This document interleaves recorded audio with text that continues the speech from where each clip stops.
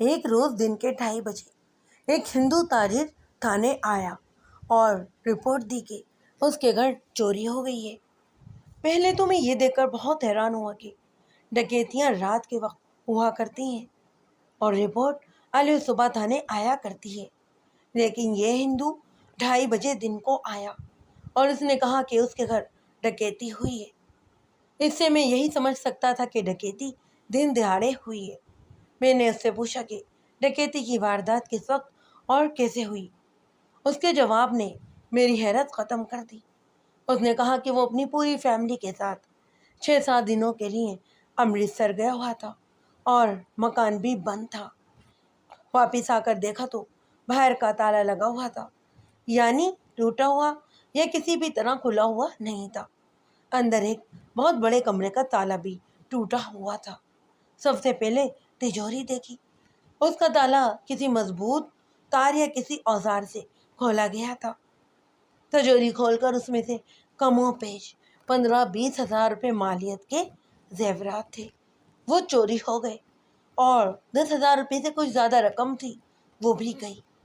میں اپنی ہر کہانی میں یہ بات بتایا کرتا ہوں اور اب بھی بتاتا ہوں کہ یہ 10-15 ہزار روپے آج کل کا نہ سمجھیں۔ آج کل سے اس کے حساب سے اس وقت کی یہ رقم 10-15-20 لاکھ تک بنتی تھی۔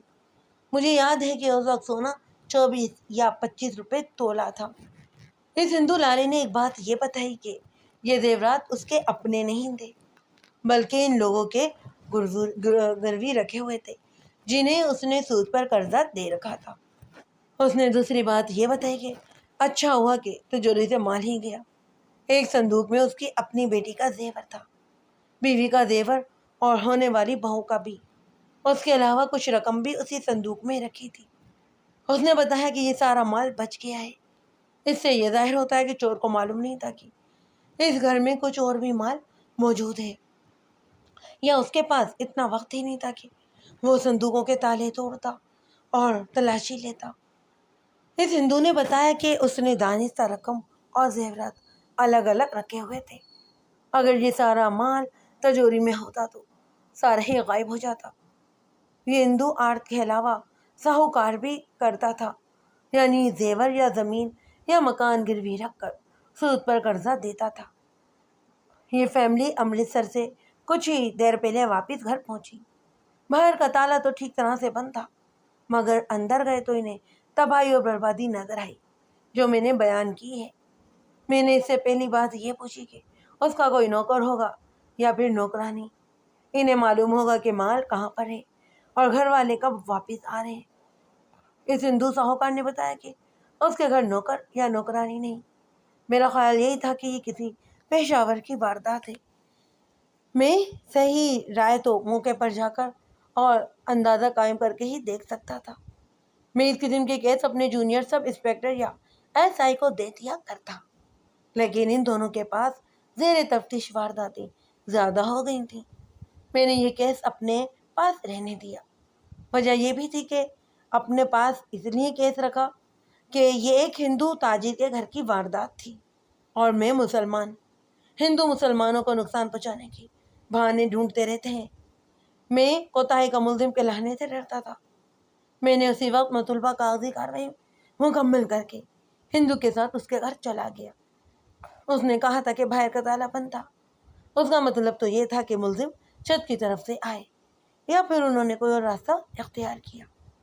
یہ تو معلوم ہی نہیں تھا کہ یہ واردات گزشتہ 5-6 دنوں میں، یعنی اس فیملی کی غیر حاضری کے دوران کب اور کس وقت ہوئی۔ مکان کی ساتھ والی دیوار اتنی اونچی تھی کہ اس پر چڑھنا اور اندر کو اترنا ناممکن تھا۔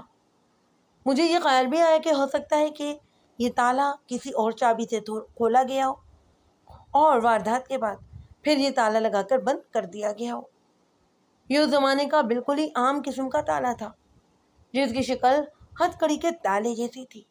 میں اندر چلا گیا۔ ڈیوری تھی، آگے صحن تھا۔ صحن میں سیڑھیوں کا دروازہ تھا، زنجیر چڑھی ہوئی اور تالا بند تھا۔ میں نے صحن میں کھڑے ہو کر مکان کی ہر طرف دیکھا۔ مکان کی اونچائی اتنی بھی تھی کہ بغیر سیڑھی کے چڑھنا اور اترنا ممکن نہیں تھا، اور مجھے وہاں کوئی سیڑھی نظر نہ آئی۔ مکان کے مالک سے پوچھا تو اس نے بتایا کہ اس کے گھر میں سیڑھی ہے ہی نہیں۔ یہ میں نے اس لیے پوچھا تھا کہ ملزم چھت کی طرف سے آئے ہوں گے۔ میں نے باہر والا تالا احتیاط کے ساتھ اپنے قصبے میں لیا کہ اس پر انگلیوں کے نشان ہوں گے۔ تھانے میں کسی بھی جگہ سے اور کسی بھی چیز سے انگلیوں کے نشان اپنے پاس محفوظ کرنے کا سامان موجود رہتا۔ میں اس سامان کا باکس اپنے ساتھ لے گیا۔ ہیڈ کانسٹیبل سے کہا کہ وہ اس تالے سے انگلیوں کے نشان اپنے کاغذ پر منتقل کر لے۔ ڈکیتی اور چوری کی وارداتوں میں انگلیوں کے نشانات بہت مدد دیتے تھے۔ پھر میں نے بڑے کمرے کا ٹوٹا ہوا تالا انگلیوں کے نشانات منتقل کرنے کے لیے ہیڈ کانسٹیبل کے حوالے کر دیا۔ یہ تالا توڑا گیا۔ میں اندر گیا۔ اس بڑے کمرے کے ساتھ پہلے چھوٹے کمرے کی دیوار میں تجوری لگی ہوئی تھی۔ مطلب یہ کہ تجوری کا صرف دروازہ باہر تھا اور باقی ساری تجوری دیوار کے اندر فٹ تھی۔ یہ چھوٹے سائز کی تجوری تھی۔ ان تجوریوں کے منہ کھولنا کوئی آسان کام نہیں تھا۔ یہ کوئی پیشہ وری کھول سکتا تھا، لیکن اس ہندو نے بتایا کہ اس تجوری کا تالا کچھ خراب ہو گیا تھا۔ اسے وہ بدلوانا ہی چاہتا تھا، لیکن اس کام میں اس نے کچھ سستی کر دی۔ اس نے خود ہی بتایا کہ یہ تالا تار سے یا کسی دوسرے چابی سے ذرا سی کوشش سے کھل جاتا ہے۔ میں نے ہیڈ کانسٹیبل سے کہا کہ وہ اس تجوری کے ہینڈل سے اور دیگر جگہوں سے انگلیوں کے نشانات لے لے۔ مجھے یقین کی حد تک شک ہوا کہ اس واردات میں گھر بیدی بھی شامل ہے، جس کے ذریعے ملزموں کو معلوم تھا کہ باہر کا تالا اور تجوری کا تالا بھی دوسری چابیوں سے کھل جاتے ہیں۔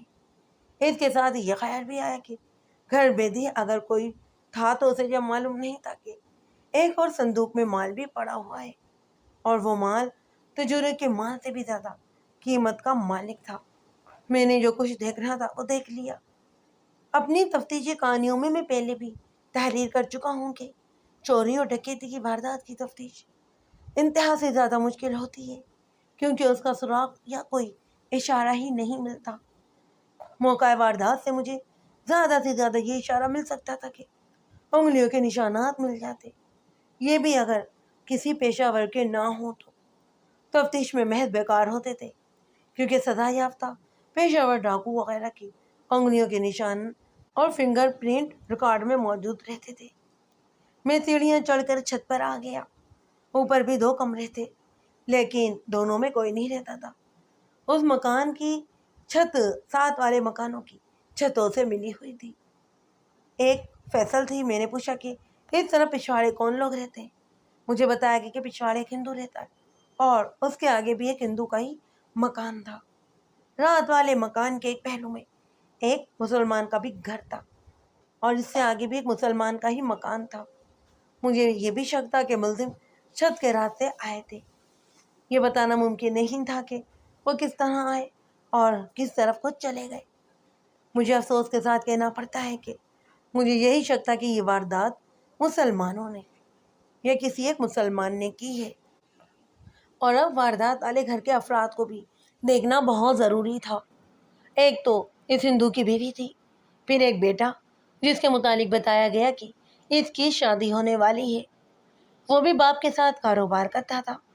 میں نے اسے بڑے ہی غور سے دیکھا اور 1-2 باتیں اس سے بھی پوچھی۔ میں صرف یہ دیکھنا چاہتا تھا کہ یہ کیسا آدمی ہے اور کیا اس میں کچھ زندہ دلی ہے یا نہیں۔ میں نے دیکھ لیا کہ وہ بالکل ہی بنیا اور مردہ دل آدمی تھا۔ اسے میں اس وجہ سے دیکھ رہا تھا کہ میں نے ایسی وارداتیں دیکھی ہیں جن میں گھر کے بیٹے نے ہی اپنے گھر کو لوٹ لیا تھا۔ اس موٹے بھدے جوان میں مجھے کوئی ایسی بات نظر نہ آئی۔ اس کے بعد گھر میں اس سے ایک چھوٹی بیٹی تھی جس کی عمر 23-24 سال تھی۔ میں اس وقت چوکے پڑا جب مجھے بتایا گیا کہ یہ بیٹی تقریباً 1 سال سے بیوہ ہے اور گھر میں بیٹی ہے۔ یہ تو میری اور دوسرے انسپکٹر صاحبان کی کہانیوں سے آپ کو معلوم ہو گیا ہی ہوگا کہ ہندوؤں میں یہ ظالمانہ دستور ہے کہ لڑکی اگر شادی کے پہلے ہی روز یا کچھ ہی وقت گزار کر بیوہ ہو جائے تو اس کی دوسری شادی نہیں ہو سکتی۔ صرف یہی نہیں بلکہ اس پر یہ بھی ظلم کیا جاتا ہے کہ اسے منحوس سمجھ کر گھر کے کسی کونے میں بٹھا دیا جاتا ہے۔ جس طرح کوئی چیز بیکار ہو کر کاٹ کباڑ میں پھینک دی جاتی ہے، اسی طرح اس کی بھی چوڑیاں توڑ دی جاتی ہیں اور وہ زیور کی کوئی چیز بھی نہیں پہن سکتی، نہ ہی کوئی قیمتی کپڑا پہن سکتی ہے۔ اور اس کے سر پر ہر وقت میلا دوپٹہ رہتا ہے۔ ایسی بیوہ لڑکیوں اور بڑی عمر کی عورتوں کو ہندوؤں کے مقدس مقامات ہردوار یا بنارس بھیج دیا جاتا ہے۔ وہاں وہ بظاہر عبادت میں مصروف ہوتی ہیں، لیکن یہ بات خود ہندو بھی جانتے ہیں کہ وہاں کے پنڈت انہیں حفظ کاری کا ذریعہ بنائے رکھتے ہیں۔ ہندوؤں نے آشرم بھی بنائے ہوئے ہیں جن میں ان عورتوں کو رکھا جاتا ہے، لیکن یہ آشرم عصمت فروشی کے اڈے بنے ہوئے ہیں۔ بعض ہندو بیوہ بیٹیوں کو اپنے ہی گھر میں رکھتے ہیں، لیکن اس طرح جیسے انہیں بالکل ہی دھتکار دیا گیا ہو۔ اس ہندو ساہوکار کی یہ بیٹی نوجوانی میں ہی بیوہ ہو گئی۔ اس نے صرف 7-8 مہینے ازواجی زندگی دیکھی اور اس کا خاوند مر گیا۔ باپ نے بتایا کہ وہ اس بیٹی کو کسی آشرم میں یا بنارس کے پاس چھوڑ کر آنا چاہتا تھا، لیکن اس کی بیوی کے دل میں اس کی بیٹی کا اتنا پیار ہے کہ وہ اس کو اپنے گھر سے نہیں نکالنا چاہتی۔ اب میں اس لڑکی کو اپنے گھر میں نہیں رہنے دوں گا، اس ہندو نے کہا۔ یہ اسی کی نحوست کا نتیجہ ہے۔ اتنا زیادہ مال چوری ہو گیا ہے۔ یہ تمام زیورات ان 3 آدمیوں کے ہیں جنہوں نے قرضے کے عوض میرے پاس گھروی رکھے تھے۔ اس نے کہا کہ وہ اس لڑکی کو کسی آشرم میں داخل کروا کر آئے گا۔ اس نے یہ بھی بتایا کہ اس کی بیوی نے اس لڑکی کو کچھ زیادہ ہی آزادی دے کر رکھی ہے، جس کا نتیجہ یہ ہے کہ لڑکی کھل گئی ہے اور اپنے آپ کو بیوہ تو سمجھتی ہی نہیں۔ میں نے کہا کہ یہ سن کر کہ اس گھر میں ایک لڑکی بیوہ ہے، میں چونک پڑا۔ میں اس لیے چونکا تھا کہ ممکن ہے کہ اس لڑکی نے مسلمان کے ساتھ دوستی لگا رکھی ہو اور اس کے ساتھ شادی کرنے کے لیے بھاگ جانا چاہتی ہو، اور دونوں نے یہ مال اسی مقصد کے لیے چوری کیا ہو۔ لڑکی نے اپنے دوست کو بتایا ہوگا کہ تجوری میں اتنا مال ہے اور تجوری کا تالا خراب ہونے کی وجہ سے آسانی سے کھل جاتا ہے، اور وہ امرتسر جا رہے ہیں، اس دوران اس کا یہ مال چوری کر لے۔ اس شک کے ساتھ خیال یہ بھی آیا کہ لڑکی نے اگر اس طرح گھر بیدی کا کام کیا ہوگا تو اس نے اپنے دوست کو یہ کیوں نہ بتایا کہ فلاں صندوق میں اس سے بھی زیادہ مال پڑا ہوا ہے۔ پہلے تو خیال آیا کہ اس لڑکی کو اپنے پاس بٹھا لوں اور اس پر ظاہر نہ ہونے دوں کہ مجھے اس پر شک ہے۔ میں یہ دیکھوں کہ لڑکی کیسی ہے، یعنی چالاک اور ہوشیار ہے یا عام قسم کی بیوہ لڑکیوں کی طرح مٹی میں رہنے والی یا غمگین رہنے والی ہے۔ لیکن میں نے یہ بھی سوچ لیا کہ اس طرح اسے شک ہو جائے گا کہ اس پر مجھے شک ہے۔ میرے پاس اور بھی ذرائع موجود تھے جس سے میں اس لڑکی کے متعلق تمام معلومات لے سکتا تھا۔ میں نے اس لڑکی کو گھر میں چلتے پھرتے دیکھا تو میری یہ رائے ہوئی کہ یہ لڑکی مردہ دل نہیں ہے۔ میں تھانے چلا گیا۔ ہیڈ کانسٹیبل انگلیوں کے لیے ہوئے نشان خاص کاغذ پر منتقل کرنے لگا۔ مجھے خیال آیا کہ باہر میرا ایک معزز مخبر اسی محلے میں رہتا ہے اور یہ ان معززین میں شامل تھا جو تھانے دار میں ہر تھانے دار کو روز سلام کرنے کے لیے آنا اپنا مذہبی فرض سمجھتے تھے۔ تھانے داروں کی خوشنودی حاصل کرنے کے لیے یہ لوگ ہر گھر کی اور اپنے اپنے محلے کے ہر فرد کی پوری خبر رکھتے، اور جب کبھی ضرورت پڑتی تو یہ تھانے دار کو پوری کی پوری معلومات مہم پہنچاتے۔ میں نے اسے بلوایا اور وہ یوں میرے پاس تھانے پہنچا جیسے کہ وہ میرے بلاوے کا ہی منتظر تھا۔ وہ ایک ہدیڑ عمر آدمی تھا اور ایسا صاحب حیثیت کے لوگ اسے جھک کر سلام کرتے۔ اسے یہ تو بتانے کی ضرورت ہی نہیں تھی کہ میں اسے کیا پوچھنا چاہتا ہوں۔ اشارہ ہی کیا تھا کہ اس نے بولنا شروع کر دیا۔ تفصیلات سنانے کی ضرورت نہیں، اس سے جو کچھ پتا چلا وہ یہ تھا کہ یہ بیوہ لڑکی جس کا نام میری ڈائری میں راہدہ لکھا ہوا ہے اسی طرح آزادی سے اور ہنسی خوشی سے رہتی ہے جس طرح کوئی بیوہ لڑکی نہیں رہتی، نہ اسے ہنسنے کھیلنے کی اجازت ہوتی ہے۔ یہ بھی پتہ چلا کہ بڑی ہی ہوشیار اور تیز ترار قسم کی لڑکی ہے۔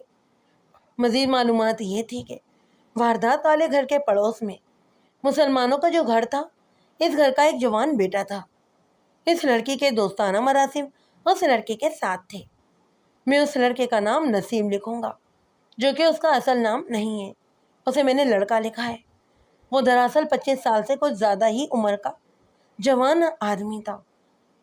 وہ امرتسر میں ڈپٹی کمشنر کے دفتر میں ملازم تھا۔ ہفتے کے روز پچھلے پہر گھر آ جاتا اور اتوار کی شام واپس چلا جاتا۔ یہ کوئی ڈھکی چھپی بات نہیں تھی کہ نسیم کے رادھا کے ساتھ تعلقات تھے۔ میرے مخبر نے یہ بھی بتایا کہ نسیم نے اپنے 2-3 دوستوں کو بتا رکھا ہے کہ رادھا کے ساتھ اس کی ناجائز دوستی ہے۔ پتہ چلا کہ نسیم رات کو فصل باندھ کر رادھا کے گھر کی چھت پر آتا تھا اور رادھا اتنی دلیر تھی کہ اس کی ملاقات اوپر کے کمرے میں ہوتی۔ میں نے اپنے مخبر سے پوچھا کہ یہ نسیم کس ٹائپ کا آدمی ہے۔ مجھے جو جواب ملا وہ یہ تھا کہ سیم زندہ دل آدمی تھا اور کوئی ایسا بدماش نہیں تھا کہ وہ بدنام ہو جاتا۔ لوگ اسے معزز گھر کا بیٹا سمجھتے۔ ایک اور بات بھی معلوم ہوئی جس سے مجھے نسیم اور رادھا پر پکا شک ہونے لگا۔ بات یہ تھی کہ 10-12 سال پہلے نسیم کی منگنی اپنے ماموں کی بیٹی کے ساتھ کر دی گئی، لیکن اب نسیم اس لڑکی کو قبول نہیں کر رہا تھا۔ اس نے اپنے والدین کو یہ فیصلہ سنا کر پریشان کر رکھا تھا کہ وہ یہ منگنی کو توڑ دیں۔ میں نے رادھا کو بڑی اچھی طرح دیکھا تھا۔ وہ کوئی زیادہ خوبصورت لڑکی نہیں تھی، بس آپ یہ کہہ لیں کہ شکل و صورت کچھ اچھی تھی اور اس کا رنگ بھی بہت گورا تھا۔ ایسی بات بالکل نہیں تھی کہ کوئی دنیا جہاں کو بھول کر بس اسی کا ہو کے رہ جاتا۔ میں نے معزز مخبر سے پوچھا کہ نسیم کی منگیتر شکل و صورت کے لحاظ سے کیسی ہے۔ اس نے بتایا کہ جیسی رادھا ہے ویسی ہی نسیم کی منگیتر ہے۔ منگنی والی بات سن کر مجھے خیال آیا کہ نسیم کو روپے پیسے کے ساتھ دلچسپی ہوگی۔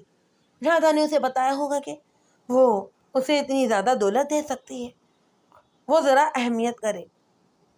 اپنے گھر کے مال دولت کا بتا کر اس نے نسیم سے کہا ہوگا کہ وہ وہاں سے چوری کر لے اور پھر دونوں کہیں بھاگ چلیں گے اور شادی کر لیں گے۔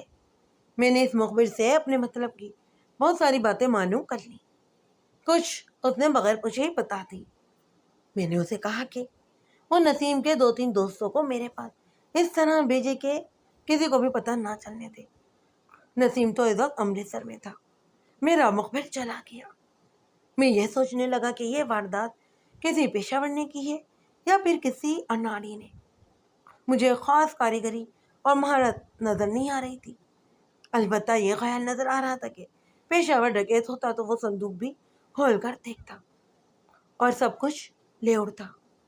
میں نسیم پر شک کرتا تھا، لیکن یہ بتانا مشکل تھا کہ چوری یا ڈکیتی کب اور کس وقت ہوئی۔ نسیم ہفتے کی شام آتا اور اتوار کی شام کو واپس چلا جاتا۔ اگر یہ واردات اس نے کی تھی تو ظاہر ہے وہ مال اپنے ساتھ امرتسر لے گیا ہوگا۔ یہی سوچ کر میں نے ضروری سمجھا کہ امرتسر جا کر نسیم کو دفتر سے پکڑا جائے اور اس کے گھر کی بھی تلاشی لے لی جائے۔ میں نے ایس آئی کو بلا کر اپنے پاس بٹھایا، اسے پوری بات سنائی اور سمجھائی، رادھا اور نسیم کے متعلق بھی تمام واقعات بتائے۔ میری ہدایت سننے سے پہلے ہی اس نے کہا کہ وہ امرتسر جا کر نسیم کو پکڑے گا، جہاں کہیں وہ رہتا ہے وہاں کی تلاشی لے گا اور اسے یہاں پر لے کر آ جائے گا۔ میرا یہ ایسا ہی ہندو تھا اور بڑا ہی تجربے کار پولیس افسر، چونکہ وہ ہندو اور نسیم مسلمان تھا، اس لیے مجھے یقین تھا کہ یہ ایسا ہی پوری دلچسپی کے ساتھ اس کارروائی پر عمل کرے گا اور وہ نسیم کا یہ گناہ کسی صورت نہیں بخشے گا کہ اس نے ایک ہندو بیوہ لڑکی کے ساتھ دوستانہ گانٹھ رکھا تھا، ایک ہندو تاجر کے گھر چوری کی تھی۔ یہ ہندو مسلم عداوت تھی۔ ہندو تو مسلمانوں کو نقصان پہنچانے کے موقع ڈھونڈتے ہی رہتے تھے۔ میں نے عیسائی کو مکمل ہدایت اور حکم دے دیا کہ وہ 2 کانسٹیبل ساتھ لے لے اور امرتسر کو روانہ ہو جائے۔ میں نے یہ بھی کہا کہ نسیم کی خانہ تلاشی میں جو کچھ بھی برآمد ہو اسے اپنے ساتھ لے کر آئے۔ میں نسیم کو سب سے بڑا مشتبہ قرار دے کر تھانے میں پابند رکھنا چاہتا تھا۔ ایس آئی سے فارغ ہو کر اپنے جونیئر سب انسپکٹر کو بلایا اور اسے کہا کہ وہ تمام مشتبہوں کو تھانے بلا کر تفتیش شروع کرے۔ ان مشتبہوں میں جرائم پیشہ افراد شامل تھے۔ ان میں جو سزا یافتہ تھے ان کی انگلیوں کے نشان ریکارڈ پر موجود تھے۔ ان جرائم پیشہ اور سزا یافتہ مجرموں سے پولیس کا تفتیش کا طریقہ ہم کچھ اور ہی اختیار کیا کرتے تھے، بس یوں کہنے کہ یہ لاتوں کے بھوت تھے جو باتوں سے منع ہی نہیں کیا کرتے تھے۔ یہ ہر صورت ڈنڈے اور تشدد کی ہی زبان سمجھتے۔ سب انسپکٹر نے اسی وقت کارروائی شروع کر دی۔ نسیم کے دو دوست آ گئے۔ میں نے دونوں کو اپنے پاس بلایا، انہیں بتایا کہ ڈکیتی کی واردات ہوئی ہے اور میں ان سے جو کچھ بھی پوچھوں وہ بالکل صحیح بتا دیں، ورنہ پولیس سے شہادت چھپانے کے جرم میں انہیں گرفتار کیا جا سکتا ہے۔ اتنا ہی سن کر وہ ڈر گئے۔ دونوں نے سچ بولنے کا وعدہ کیا۔ تب میں نے ان سے پوچھا کہ وہ الگ الگ بیان دینا چاہیں گے یا اکٹھے ہی میرے پاس بیٹھنا پسند کریں گے۔ انہوں نے پوچھا کہ میں ان سے کیا پوچھنا چاہتا ہوں۔ میں نے بڑے ہی صاف الفاظ میں انہیں بتا دیا کہ میں رادھا اور نسیم کی دوستی کے متعلق جاننا چاہتا ہوں۔ دونوں نے بے وقت زبان ہو کر کہا کہ وہ اکٹھے ہی بیٹھ کر بات کریں گے۔ ایک نے کہا کہ اس میں راز والی تو کوئی بات ہی نہیں۔ دونوں نے باری باری تصدیق کی کہ گزشتہ 6-7 مہینوں سے نسیم اور رادھا کی خفیہ ملاقاتیں چل رہی تھیں۔ انہوں نے یہ بھی بتایا کہ اس سے پہلے رادھا کی ایسی ہی دوستی ایک ہندو نوجوان کے ساتھ تھی، لیکن رادھا اس سے معلوم نہیں کیوں متفر ہو گئی۔ اس کے بعد رادھا نے نسیم کے ساتھ دوستی کر لی۔ نسیم اپنے ان دوستوں کو رادھا کے ساتھ خفیہ ملاقاتوں کی تفصیل سناتا رہتا اور یہ بھی بتاتا رہتا کہ رادھا کو وہ جہاں کہیں بھی آنے کا کہتے وہ جان پر کھیل کر وہاں پہنچے گی۔ رادھا کے متعلق انہوں نے بتایا کہ وہ عام قسم کی ہندو اور مسلمان لڑکیوں جیسی ڈرپوک نہیں، وہ تو ہر خطرہ مول لینے کو تیار رہتی تھی۔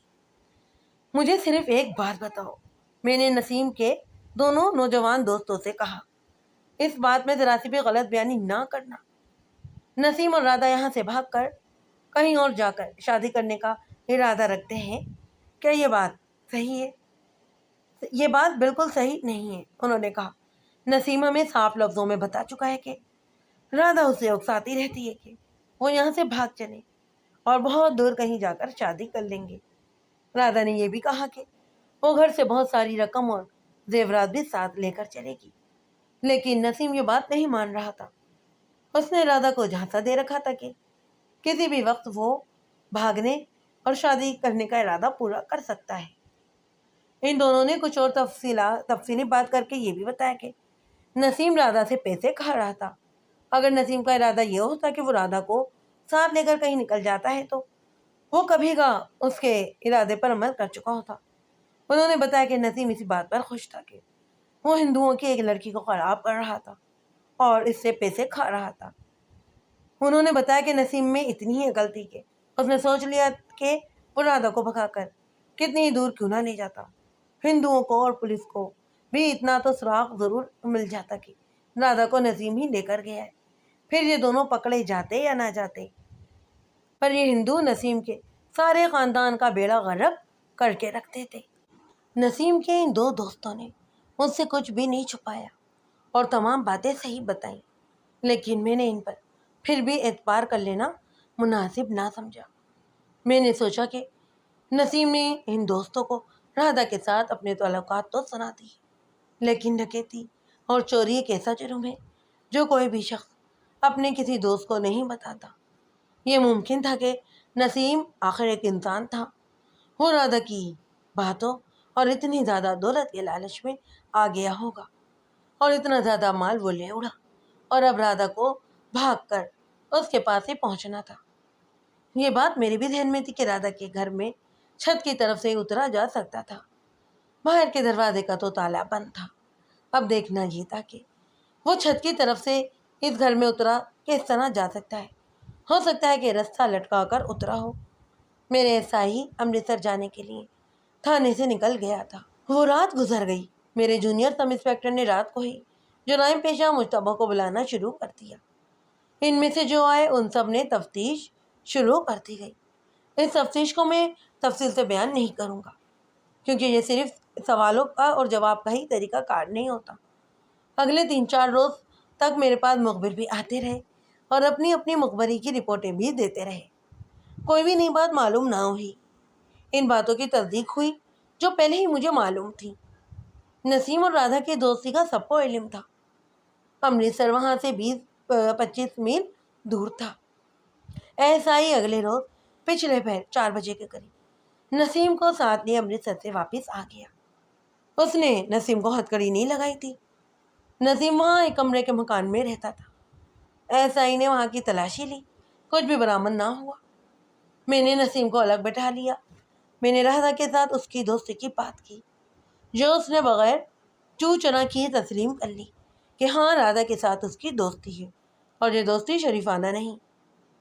اس نے وہ ساری باتیں بھی میرے ساتھ کی جو وہ اپنے دوستوں کو بتاتا رہا ہے۔ اس نے یہ بھی تسلیم کیا کہ ہاں وہ رادا سے پیسے بھی کھاتا تھا، اور یہ بھی کہ رادا اسے کہتی تھی کہ اس کے گھر چوری کرے، پھر دونوں یہ مال لے کر کہیں بھاگ جائیں گے۔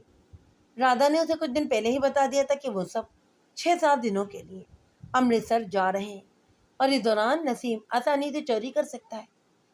نسیم نے مجھے یقین دلانے کی بہت کوشش کی کہ وہ رادا کی ہاں میں ہاں ملاتا رہتا تھا، کیونکہ میں اس سے ذاتی مفاد سے ملتا تھا، لیکن وہ کوئی ایسا خطرہ مول لینے کو بالکل تیار نہیں تھا۔ مجھے نسیم پر شک اس وجہ سے بھی پکا تھا کہ اس نے اپنے ماموں کی بیٹی کو قبول کرنے سے انکار کر دیا، حالانکہ اس کے ساتھ اس کی منگنی ہو چکی تھی۔ میں نے اسے پوچھا کہ یہ ماموں زاد کو وہ کیوں نہیں قبول کر رہا؟ یہ لڑکی مجھے اچھی نہیں لگتی، نسیم نے جواب دیا، آپ میرے گھر والوں سے پوچھ لیں۔ میں نے یہ بات رادا کی دوستی شروع ہونے کے بعد نہیں کہی، بلکہ اپنی ماں کو میں نے اس وقت اپنا یہ فیصلہ سنایا جب رادا ابھی بیوہ بھی نہیں ہوئی تھی، اور رادا کی طرف میرا کبھی دھیان بھی نہیں گیا۔ میں نے پہلے لکھا نہیں کہ نسیم کے دوستوں سے میں نے یہ بھی بات پوچھی تھی، اور انہوں نے بھی یہی جواب دیا تھا جو نسیم اب مجھے دے رہا تھا۔ اس کے باوجود بھی میں نسیم کو بے گناہ قرار نہیں دے رہا تھا۔ میں نے سوچا کہ نسیم کو اگر میں نے شامل تفتیش کر لیا ہے اور اسے پولیس کی حراست میں تھانے بھی لایا گیا ہے، تو کیوں نہ رادا کو بھی شامل تفتیش کروں۔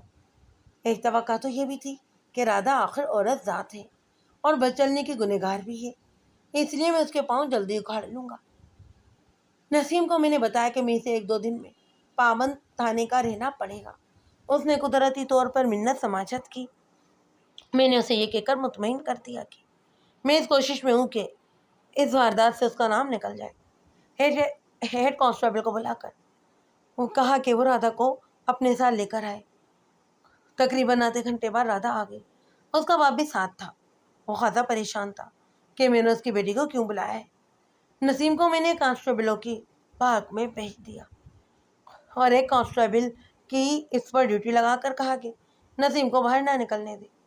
میرا مطلب یہ تھا کہ رادا اور اس کا باپ اسے نہ دیکھ سکے۔ میں نے پہلے رادا کے باپ کو اپنے پاس بٹھا کر بہت زیادہ تسلیاں دیں کہ وہ بیٹی کے متعلق ذہن میں کوئی پریشانی نہ رکھے، لیکن وہ جاننا چاہتا تھا کہ رادا کا اس واردات کے ساتھ کیا تعلق ہو سکتا ہے۔ میں نے اسے کہا کہ یہ پولیس کا طریقہ کار ہے جو ضروری نہیں کہ ہر کسی کو بتایا جائے۔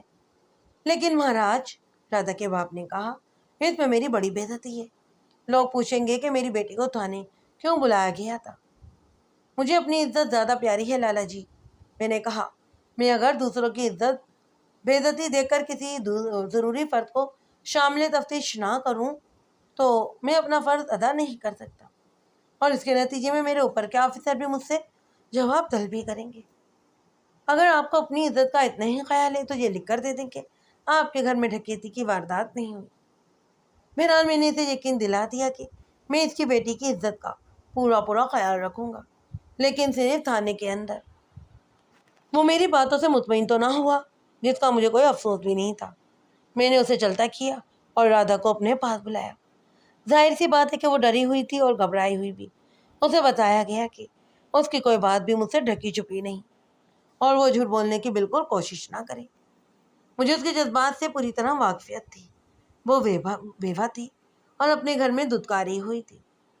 میں نے اس کے متعلق ایسی باتیں شروع کر دیں جن کا تعلق اس واردات کے ساتھ نہیں بلکہ اس کی ذات اور جذبات کے ساتھ تھا۔ میں نے ہندوؤں کی اس رسم کو بڑا ہی ظالمانہ کہا کہ وہ بیوہ کی دوسری شادی نہیں کرتے۔ میری ان باتوں سے وہ اتنی متاثر ہوئی کہ اس کے چہرے پر جو گھبراہٹ تھی وہ ختم ہو گئی اور وہ بات کرنے کے موڈ میں آ گئی۔ میں نے اپنے تجربے اور استادی اور چرب زبانی کو بروئے کال لاتے ہوئے اسے اور زیادہ کھول دیا۔ اس کی جھجک بالکل ختم ہو گئی۔ خدا کا شکر ہے، میں نے جذباتی لہجے میں کہا، کہ مسلمانوں میں ایسی کوئی بھی بری عادت نہیں۔ تم جیسی نوجوان اور خوبصورت لڑکی بیوہ ہو جائے تو اس کے ساتھ شادی کرنے والوں کی قطاریں لگ جاتی ہیں، اور لڑکی کے والدین کسی اچھے لڑکے کو پسند کر کے لڑکی کی شادی کر دیتے ہیں۔ صرف 3 مہینے کا انتظار کرنا پڑتا ہے، جسے ہمارے مذہب میں عدت کہا جاتا ہے۔ مجھے معلوم ہے، رادھا نے کہا، میں نے تو مسلمان ہو جانے کا فیصلہ بھی کر لیا ہے۔ لیکن وہ چپ ہو گئی اور دروازے کی طرف دیکھنے لگی۔ میں سمجھ گئی کہ اصل بات جو مجھے درکار تھی وہ اس لیکن کے بعد شروع ہونی تھی، مگر وہ اس بات کو زبان سے واپس دل میں لے گئی۔ میری اس وقت یہ ضرورت تھی کہ اس لڑکی سے مجھے کوئی سراغ یا اشارہ مل جائے، لیکن میرے دل کی بات سنے تو یہ تھی کہ اس لڑکی کے ساتھ مجھے ہمدردی پیدا ہو گئی۔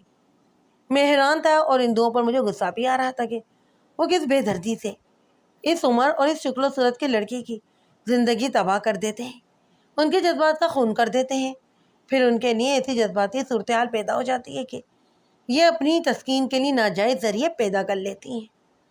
ہندوؤں میں دراصل انسانیت مکمل نہیں ہوتی، اس کی بجائے درندگی ان کی فطرت میں شامل ہے۔ بہرحال یہاں بھی میں نے رادھا کو اچھی طرح تسلی دے دلا کر رام کر ہی لیا۔ اس نے کہا کہ میں ڈرتی ہوں، آپ تھانے دار ہیں، آپ کو میرے ساتھ کیا ہمدردی ہو سکتی ہے؟ میرے پتا کو پتہ چل جائے گا اور مجھے مارا پیٹا جائے گا، پھر بنارس یا کسی آشرم میں چھوڑ آئے گا۔ وہ ایسی بات کہہ بھی چکا ہے۔ اس نے یہ بھی کہا ہے کہ یہ چوری میری نحوست کی وجہ سے ہوئی ہے۔ میں نے اسے اپنی زبان کا جادو چلا کر دوبارہ شیشے میں اتار لیا۔ میں اسے ہر بار یہ یقین دلا رہا تھا کہ میرے دل میں اس کی ہمدردی ہے اور وہ میرے ساتھ جو بھی بات کرے گی وہ اس کمرے سے بالکل باہر نہیں جائے گی اور میں اس کی ہر بات کو راز میں رکھوں گا۔ میری یہ بات مان لو رادھا، میں نے آخر میں کہا، تمہارے ساتھ بات کرتے ہوئے میں اپنے آپ کو تھانے دار نہیں سمجھ رہا۔ دل کی ہر بات میرے ساتھ کرو، ہو سکتا ہے کہ اس میں تمہاری کوئی میں بہتری پیدا کر دوں۔ مجھے وہ وقت بڑی اچھی طرح یاد ہے، بلکہ یوں کہہ لیں کہ وہ مجھے آج بھی اپنے سامنے بیٹھی نظر آ رہی ہے۔ اس نے سر جھکا لیا۔ میں نے سوچا کہ اس پر آخری ضرب لگا ہی دوں تو یہ دل کی بات اگل ہی دے گی۔ سنو رادھا، میں نے کہا، میں جانتا ہوں کہ اپنے پڑوسی نسیم کے ساتھ تمہاری ناجائز دوستی ہے اور اس کے ساتھ تمہاری ملاقاتیں تمہارے گھر کے اوپر والے کمرے میں ہوتی ہیں۔ نسیم سے پہلے تمہاری ایسی ہی دوستی ایک اور آدمی کے ساتھ تھی، کہو تو اس کا بھی نام بتا دوں؟ رادھا نے چونک کر سر اٹھایا اور میری طرف دیکھا۔ اس کے چہرے پر حیرت اور میرے ہونٹوں پر مسکراہٹ تھی۔ اس بیچارے کو تو معلوم ہی نہیں تھا کہ اس قسم کی باتیں جنہیں لوگ راز کی باتیں یا ڈھکی چھپی باتیں سمجھتے ہیں، معلوم کر لینا پولیس کے لیے کوئی بھی مشکل کام نہیں۔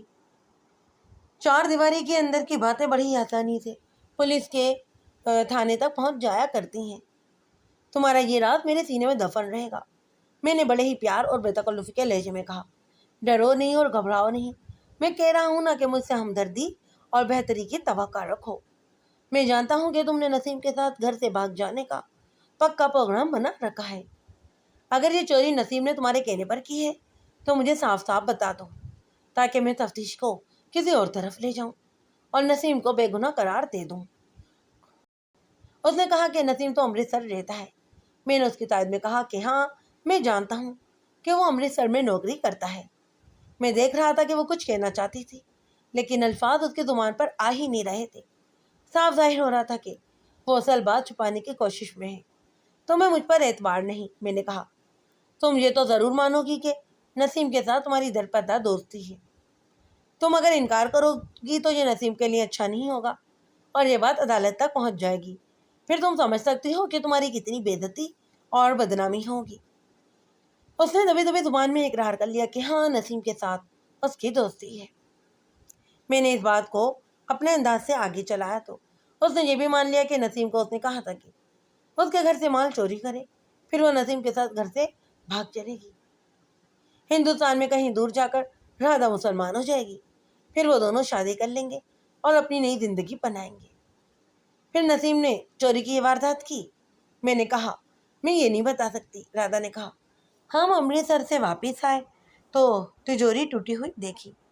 4-5 دن گزر گئے، نسیم کے ساتھ میری ملاقات نہیں ہوئی ہے۔ اگر یہ چوری اس نے کی ہوتی تو وہ ان دنوں امرتسر سے آتا اور مجھے ضرور بتاتا۔ یہ جو سوموار گزر گیا ہے اس میں نسیم گھر آیا تھا لیکن میرے ساتھ ملاقات نہیں ہو سکی کیونکہ مجھ پر باپ نے نظر رکھ لی تھی۔ نسیم اتوار کی شام واپس چلا گیا۔ ایسی بات ہوتی جو آپ پوچھ رہے ہیں تو وہ چھت پر آ کر دور سے ہی مجھے اشارہ کر دیتا یا پھر کسی نہ کسی ذریعے سے مجھے بتا دیتا کہ اس نے یہ کام کر دیا ہے اور ہم میں بھاگ چلنے کے لیے تیار رہوں۔ میں نے اس کے ساتھ بہت جرا کی، اس کی ہر بات میں سے بات نکالی، کئی سوال کیے، لیکن وہ یہی کہتی رہی کہ اسے نہیں معلوم کہ یہ چوری نسیم نے کی ہے یا نہیں۔ میرے لیے اس بات کا مطلب یہ تھا کہ نسیم میری نظروں میں مشتبہ تھا، لیکن اس یقین کے بغیر کہ یہ واردات اس نے کی ہے۔ رادھا نے میرے آگے ہاتھ جوڑے، اس کی آنکھوں میں آنسو آ گئے۔ اس نے بڑی منت سماجت کے لہجے میں کہا کہ میں نسیم کے ساتھ اس کی دوستی کی بات اس کے باپ کو نہ بتاؤں۔ میں نے اسے کہا کہ وہ مجھ سے باتیں چھپا رہی ہے اور وہ مجھ سے رازداری کی توقع بھی رکھتی ہے۔ یہ بات سن کر وہ رو پڑی، وہ کہتی تھی کہ اسے نہیں معلوم۔ اچھا ایک بات بتاؤ، میں نے کہا، تم نے نسیم سے کہا تھا کہ وہ تمہارے گھر سے مال کو چوری کرے؟ نسیم نے تمہیں یقین سے کہا تھا کہ وہ یہ کام کرے گا؟ آپ یقین نہیں کریں گے، رادھا نے جواب دیا۔ میں جب بھی اسے یہ بات کہتی، وہ ہنس کر ٹال کر کہتے تھا کہ ہاں یہ واردات کرے گا، لیکن انداز ایسا ہوتا جیسے وہ میری پوری بات پر دھیان ہی نہیں دے رہا۔ کیا وہ تم سے پیسے لیتا رہتا تھا؟ میں نے پوچھا۔ ہاں، رادھا نے جواب دیا۔ ہر ملاقات پر وہ مجھ سے 100-150 روپیہ مانگتا، جو میں اسے دے دیتی۔ ایسا بھی ہوا کہ اس نے پیسے نہ مانگے، پھر بھی میں نے اسے کچھ رقم دی تھی۔ ایک بات پر غور کرو رادھا، میں نے اس کے دل میں نسیم کے خلاف شک پیدا کرنے کی نیت سے کہا، اگر میں کہوں کہ نسیم تمہیں دھوکہ دیتا رہا ہے اور اس کی دلچسپی تمہارے جسم کے ساتھ ہے اور اس رقم کے ساتھ جو اسے تم دیتی رہتی تھی، تو تم کیا کہو گی؟ اس نے سوچ سوچ کر کچھ رک رک کر ایسا جواب دیا جس سے یہ ظاہر ہوتا تھا کہ وہ کوئی فیصلہ نہیں کر سکتی، نہ ہی کوئی رائے دے سکتی ہے کہ نسیم اس کے ساتھ مخلص تھا یا نہیں۔ میں نے اس کے خلاف بات کرنا شروع کی۔ میری کوشش یہ تھی کہ رادھا کے دل میں نسیم کے خلاف فریب کاری کا شک پیدا ہو جائے۔ میں اس کی زبان سے یہ کہلوانا چاہتا تھا کہ وہ واردات نسیم نے کی ہے۔ یہ بھی تو سوچو رادھا، میں نے کہا، ہو سکتا ہے کہ چوری نسیم نے کی ہو اور تمہیں یہ نہیں بتانا چاہتا تھا وہ۔ تم نے اسے بتایا تھا کہ تجوری کا تالا خراب ہے اور عام ستار کے ساتھ بھی کھل جاتا ہے۔ نسیم کے لیے یہ واردات بہت ہی آسان تھی۔ وہ چھت سے اترا، کمرے کا تالا توڑا اور جس طرح تم نے اسے بتایا تھا اس نے تالا تجوری سے کھول لیا اور وہ سارا مال لے گیا۔ یہ واردات اس وجہ سے بھی آسان تھی کہ گھر میں کوئی اور تھا ہی نہیں۔ اب تم ہی اسے بچانے کی کوشش کر رہی ہو، لیکن تم اس طرف دھیان نہیں دے رہی کہ نسیم نے سارا مال ہضم کر لیا ہے اور اب وہ تمہارے ساتھ تعلق توڑ لے گا۔ تم کہہ رہی ہو کہ نسیم گھر آیا تھا اور چھت پر آ کر اس نے اشارہ بھی نہیں دیا کہ وہ یہ کام کرے گا۔ اب تم خود بھاگنے کی بات کرو۔ میری عقل تو کام ہی نہیں کر رہی، رادھا نے کہا۔ کسی کے دل کا بھید جان لینا بڑا ہی مشکل کام ہوتا ہے۔ یہ تو میں ہی جانتی ہوں کہ نسیم مجھ سے پیسے کھاتا رہا ہے اور مجھے یہی لالچ دیتا رہا ہے کہ وہ مجھے ساتھ لے جائے گا اور میرے ساتھ شادی کر لے گا۔ اس طرح کچھ باتیں کر کے میں نے رادھا کے دل میں نسیم کے خلاف شک پیدا کر دیا، لیکن رادھا یہ بتانے کی پوزیشن میں نہیں تھی کہ چوری نسیم نے کی ہے یا نہیں۔ مجھے کچھ یقین ہو چلا کہ رادھا جھوٹ نہیں بول رہی۔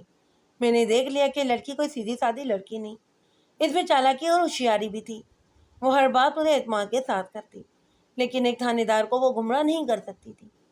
اس نے اپنے آپ کو پوری طرح میرے حوالے کر دیا۔ میرے بولنے کے انداز میں دھمکی یا پولیس والا روب اور دبدبا نہیں تھا، بلکہ میرا رویہ ہمدردانہ اور بڑا ہی پیار محبت والا تھا۔ آخر میں آ کر وہ پریشان ہو گئی تو میں نے اس پر واضح اشارے دے دیے جیسے وہ اپنا آپ مجھے پیش کر رہی ہو اور اس کے عوض یہ چاہتی ہو کہ میں اس کے سارے بیان پر پردہ ڈال دوں۔ اس نے یہ بھی بتایا کہ وہ کس بات سے ڈر رہی ہے۔ اسے ڈر یہ تھا کہ اگر اس بات کا پتہ چل گیا کہ واردات نسیم نے کی ہے تو یہ بات بھی کھل کر سامنے آ جائے گی کہ یہ واردات رادھا نے کروائی ہے اور رادھا کا دوستانہ نسیم کے ساتھ ہے۔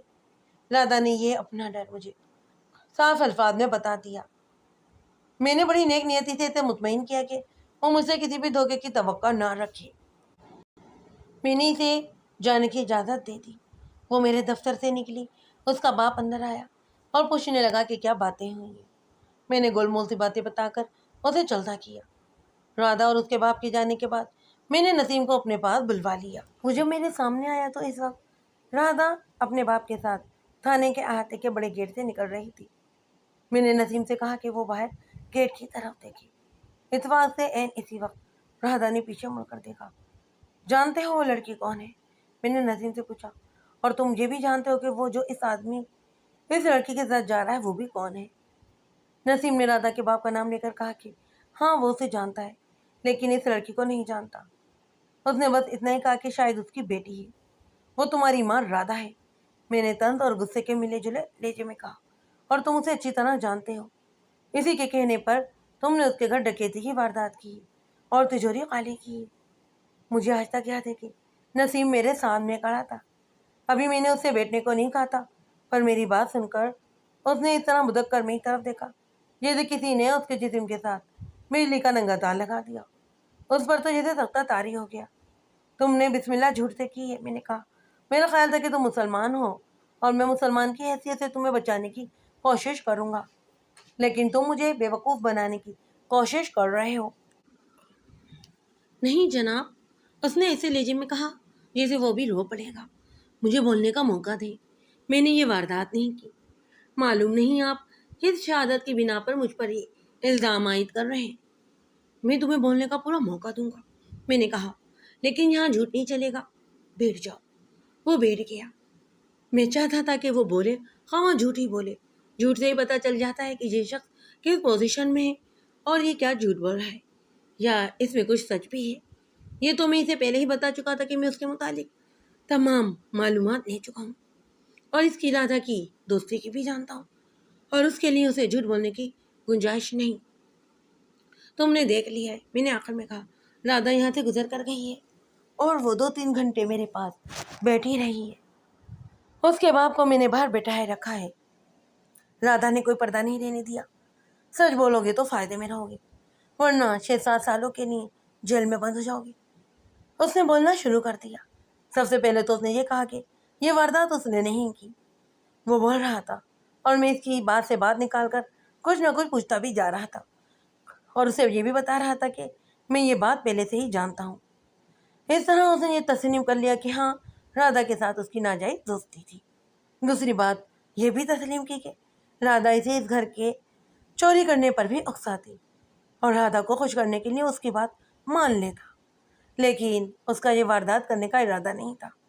میں نسیم کے بیان کو مختصر طور پر بیان کرتا ہوں۔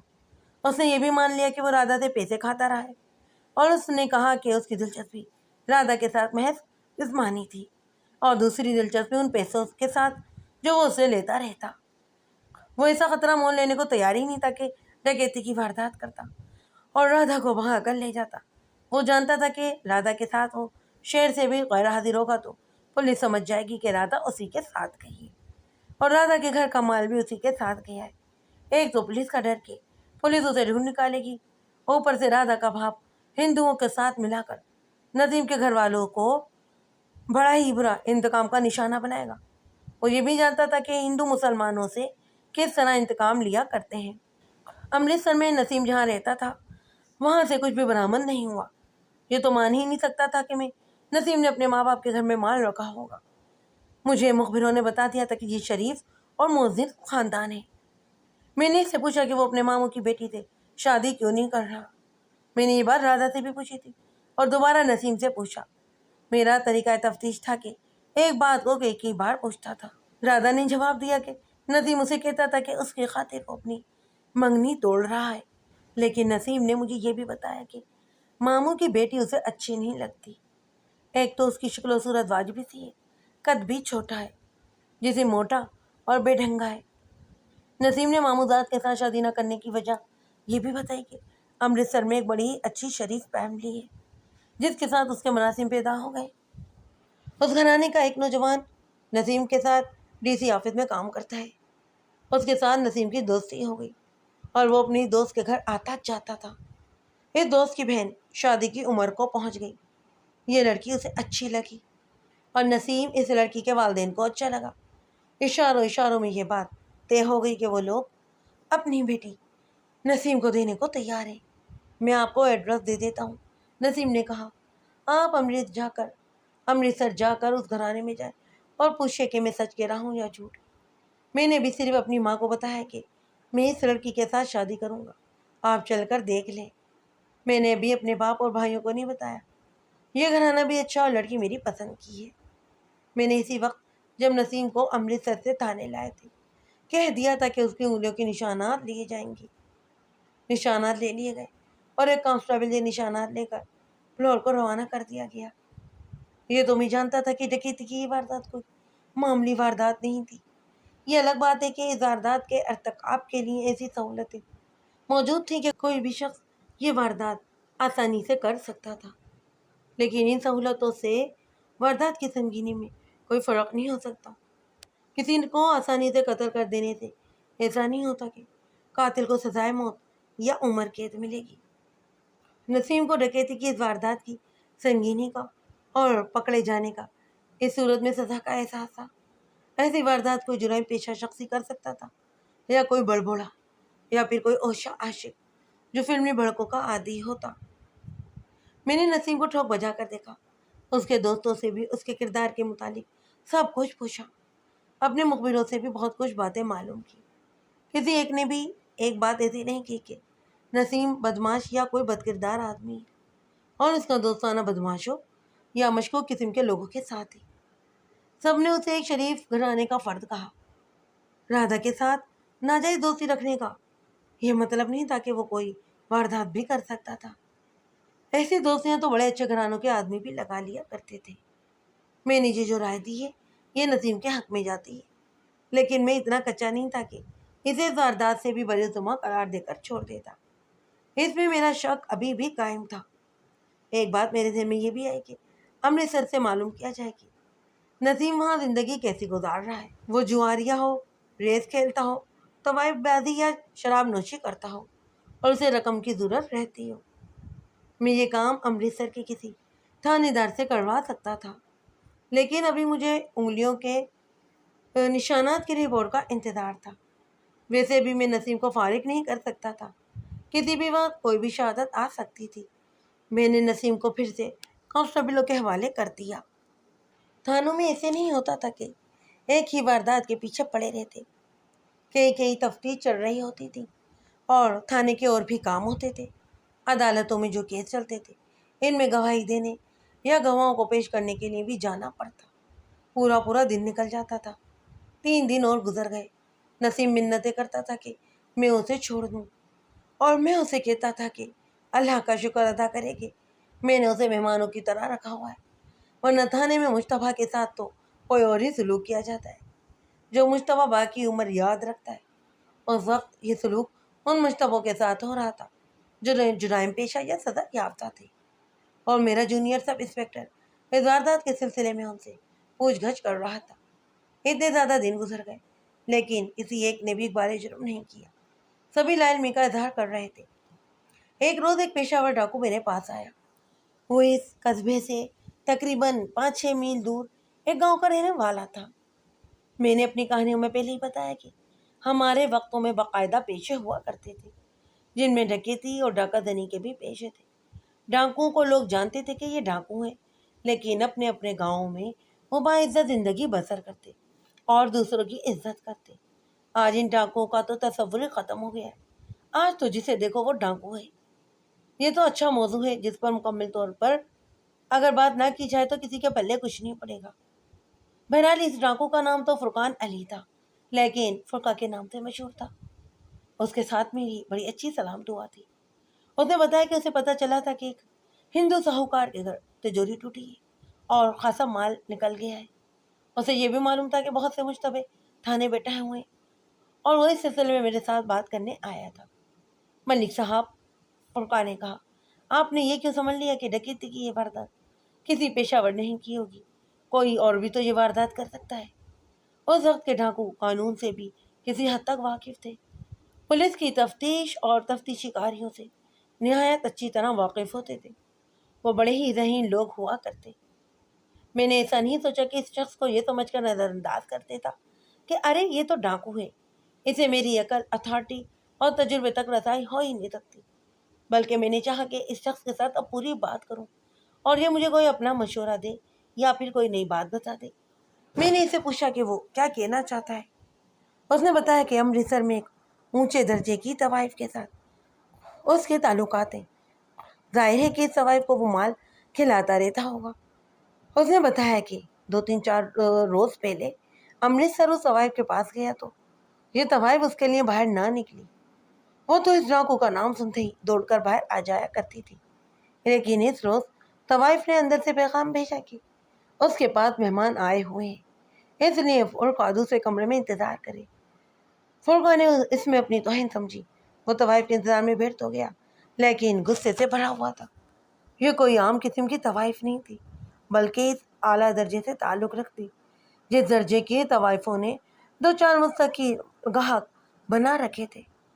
ہر کوئی ان تک ذرا مشکل سے ہی پہنچ سکتا تھا۔ مشکل تو یہ تھی کہ یہ بہت ہی مہنگی ہوتی، کوئی امیر زیادہ ہی انہیں پوری اجرت ادا کر سکتا تھا۔ فرقہ نے بتایا کہ کچھ دیر بعد 3 نوجوان لڑکی کے طوائف کے خاص کمرے سے نکلے اور رخصت ہو گئے۔ طوائف فرقہ سے ملی۔ فرقہ نے اسے گالم گلوچ کی اور کہا کہ یہ نوٹیں کہاں سے لا کر اس نے اپنے پاس بٹا لی ہیں۔ یہ طوائف ہنس پڑی اور فرقہ کو بتایا کہ یہ کوئی نئے امیر زادے ہیں جو آج دوسری مرتبہ آئے ہیں۔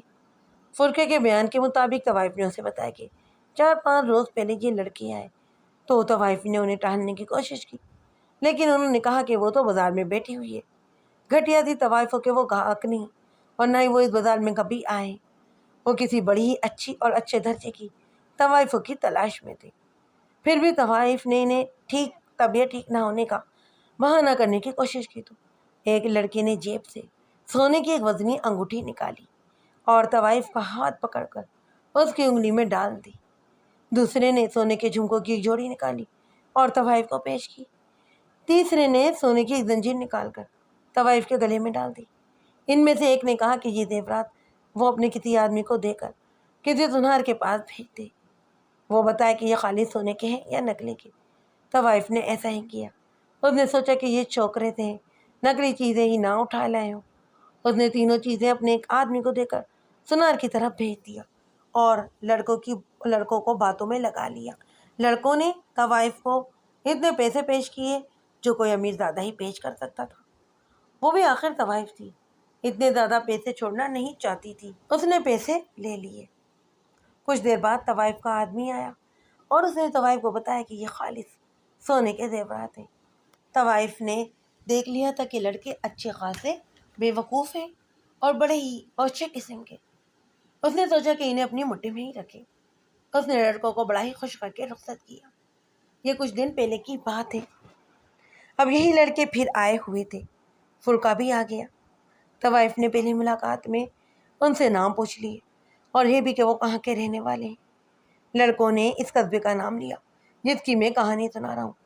طوائف فرقے کو ہنس ہنس کر ان لڑکوں کی باتیں سنا رہی تھی۔ اس نے کہا کہ وہ لباس اور انداز سے کسی امیر کبیر گھرانے کے لگتے ہی نہیں تھے۔ معلوم نہیں یہ زیورات اور اتنی رقم کہاں سے لے کر آئے تھے۔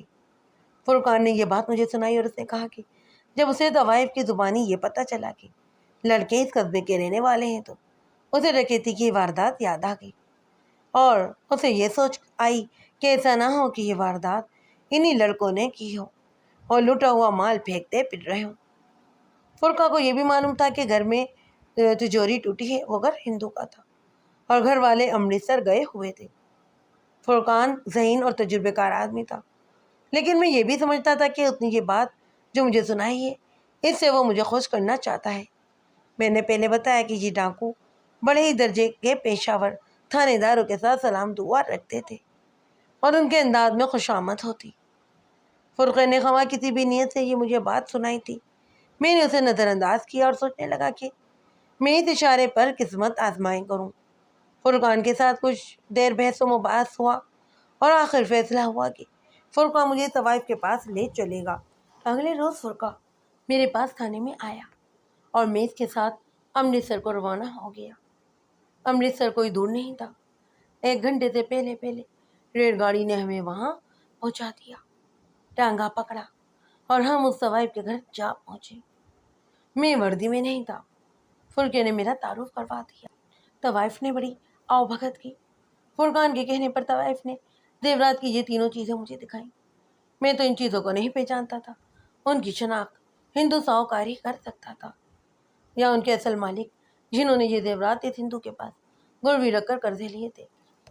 اس کے پاس میرے پاس یہی طریقہ تھا کہ میں اس ہندو کو اور ان اشیاء کے مالکوں کے پاس لے جاتا اور وہ اس کی شناخت کرتے تھے۔ تفتیش کے قاعدے قانون کے مطابق ایسی شناخت اور برآمدگی کا ایک خاص طریقہ ہوتا ہے۔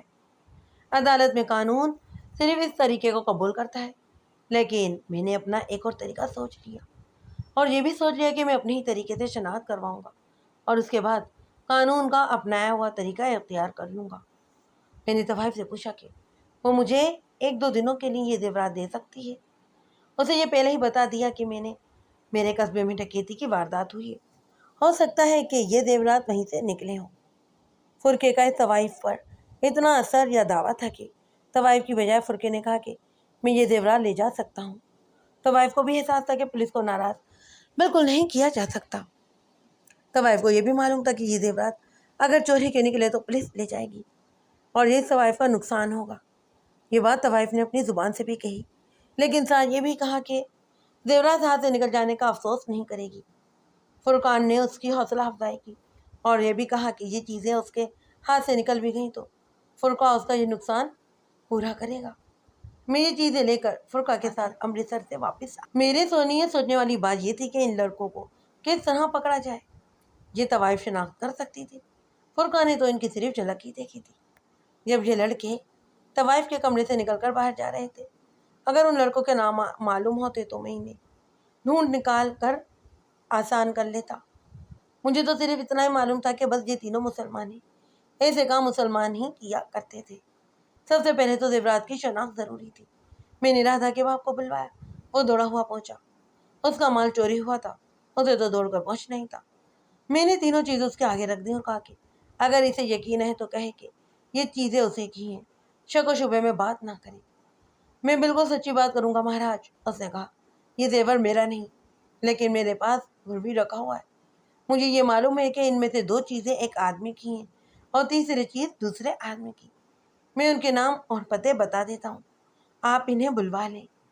میں نے اس ہندوؤں سے ان دونوں آدمیوں کے نام اور پتے معلوم کر کے ایک کانسٹیبل کو بلوایا اور اسے یہ دونوں گھر سمجھا کر کہا کہ ان دونوں آدمیوں کو فوراً تانے لے کر آ جائے۔ ہندوؤں کو میں نے باہر بٹھا دیا۔ اب میں سوچنے لگا کہ ان لڑکوں کی نشاندہی کیسے کروں۔ میں نے فرض کر لیا کہ یہ زیورات اس ہندو کے گھر سے ہی چوری ہوئے ہیں۔ یہ بھی تو ہو سکتا تھا کہ یہ زیورات ان لڑکوں نے اپنے اپنے گھروں سے چرائے ہوں۔ البتہ یہ سوچ کر شک پکا ہوا کہ یہ 3-4 دنوں کے وقفے سے اتنی مہنگی طوائف کے پاس گئے اور اتنے زیادہ پیسے تھے۔ میں نے امرتسر میں ہی ایک ترکیب سوچ لی، لیکن فرقان کے کہنے پر میں نے اس پر عمل نہ کیا۔ سوچا تو یہ تھا کہ امرتسر کے اس علاقے کے تھانے دار سے ملوں، اسے یہ سارا واقعہ سنا کر یہ انتظام کروں کہ یہ تینوں لڑکے پھر کبھی اگر طوائف کے پاس آئے تو طوائف انہیں اپنے پاس بٹھا لے اور ایک آدمی تھانے میں بھیج دے۔ تھانے دار ان آدمیوں کو اپنے پاس لے کر آ جائے اور مجھے اس بذریعہ ٹیلی فون اطلاع کر دے۔ فرقان جہادیدہ جرائم پیشہ تھا اور خصوصی ذہانت رکھتا۔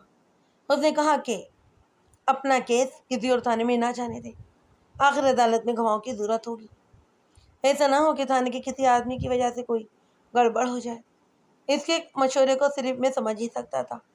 جب پولیس والوں کی باریکیاں ہوتی ہیں جو کتنی ہی چھوٹی جھوٹی اور چھوٹی سے چھوٹی کیوں نہ ہو، بڑی سے بڑی نتائج پیدا کر دیتی ہیں۔ فرقان بھی تھانے میں ہی موجود تھا۔ میں نے اسے اندر بلایا اور اس مسئلے پر بات چیت ہونے لگی۔ میرے دماغ میں ایک ترکیب یہ بھی آئی جو یہ تھی کہ یہ لڑکے طوائف کے پاس جائیں گے تو طوائف کا آدمی ان کے ساتھ دوستانہ کر لے اور بے تکلفی بھی پیدا کر لے، پھر ان سے کہے کہ ان کا اس قصبے کے تحصیلدار کے پاس ایک کام رکا ہوا ہے، یہ لڑکے وہ کام کروا دیں۔ طوائف کے آدمی سے کہا کہ جائے وہ ان لڑکوں کو اتنی پھونک دے جیسے وہ جاگیرداروں کے امیر زادے ہیں اور وہ سب کچھ کروا سکتے ہیں۔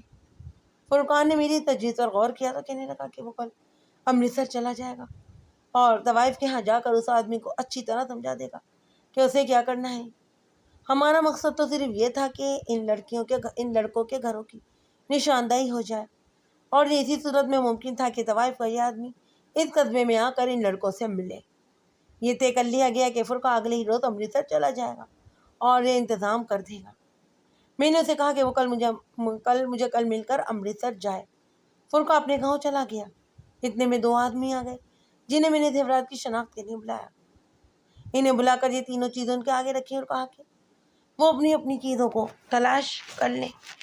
انہوں نے ذرا بھی دیر نہ لگائی۔ ایک نے انگوٹھی، دوسرے نے زنجیر اٹھا لی اور دوسرے نے جھمکے بھی۔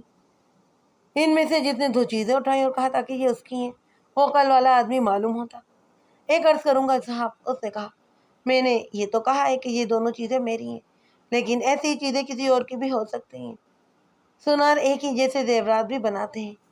میں ڈرتا ہوں کہ مجھ سے کوئی غلطی نہ ہو جائے۔ میرا کہنا یہ ہے کہ یہ دونوں چیزیں میری بھی ہیں۔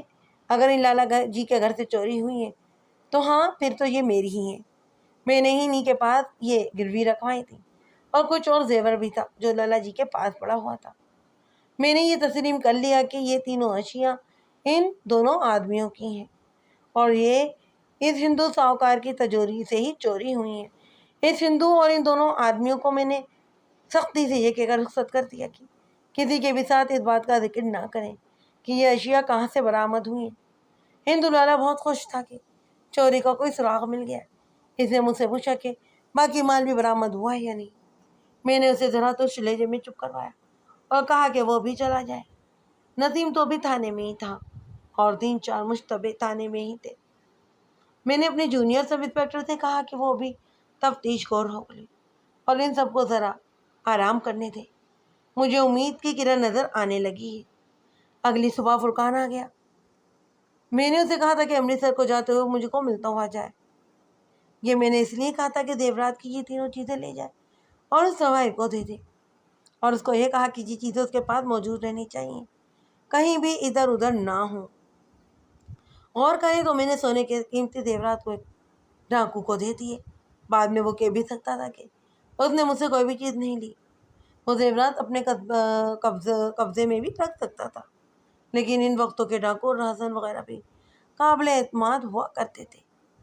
ہو سکتا ہے کہ بعض لوگ سمجھ نہ سکیں کہ میں نے یہ زیورات طوائف کو کیوں واپس کر دیے۔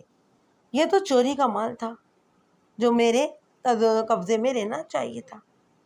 زیورات طوائف کو واپس کرنے کی وجہ یہ تھی کہ قانون شہادت کے مطابق مال ملزم کی نشاندہی پر اس جگہ سے برآمد کرواتا ہے جہاں اس نے چھپا کر رکھا ہوتا ہے یا کسی کو دیا ہوتا ہے۔ اس قانون کے مطابق میں نے چوری کا یہ مال طوائف کے گھر سے برآمد کروانا تھا، پھر عدالت میں طوائف کا بیان دلوانا تھا کہ ہاں، اسے یہ زیورات ان ملزموں نے ہی دی۔ فرقان یہ چیزیں لے کر چلا گیا۔ اب میں اس انتظار میں تھا کہ طوائف کا آدمی مجھے ان لڑکوں کے نام اور گھر بتا دیں۔ میں نے اس پہلو پر بھی غور کیا کہ یہ ضروری تو نہیں کہ لڑکے پھر کبھی طوائف کے پاس جائیں، وہ کسی اور طوائف کے پاس بھی جا سکتے تھے۔ یہ سوچ مجھے کچھ پریشان کرنے لگی۔ میں نے دوسرے طریقے سے معاملات کو سوچنا شروع کیا۔ فرقان اگلے ہی روز امرتسر سے واپس آیا اور مجھے بتایا کہ وہ زیورات اس نے طوائف کو واپس کر دی ہیں، اور اسے اور اس کے آدمی کو اپنی ضرورت کے مطابق تمام چیزیں تیار کروا کر آیا ہے۔ 3-4 دن گزرے ہوں گے کہ 2-2:30 بجے طوائف کا ایک آدمی میرے پاس آ گیا۔ اس نے بتایا کہ وہ ان 3 آدمیوں میں سے ایک لڑکے کے گھر سے ہو کر آیا ہے۔ اس نے بتایا کہ یہ لڑکے ایک روز پہلے طوائف کے پاس گئے تھے۔ انہوں نے طوائف کو کھل کر بے درک پیسے لوٹائے۔ طوائف کے اس آدمی نے ان تینوں کو اپنے پاس بٹھایا اور اس طرح بات کی جیسے وہ ان سے بہت مروب ہو۔ اس نے ان کی اس طرح خاطر مدارات کی اور انہیں ایسی آواز دی جیسے بہت ہی بڑے اونچے ہوں اور امیر خاندانوں کے امیر زادے ہوں۔ اس نے کہا کہ ان کا اتنا اثر و رسوخ ہوگا کہ وہ اس کا کوئی بھی کام کروا دیں گے۔ اس شخص نے مجھے بتایا کہ یہ لڑکے پھوک میں آ گئے اور کہا کہ وہ کسی دن ان کے ہاں آ جائے۔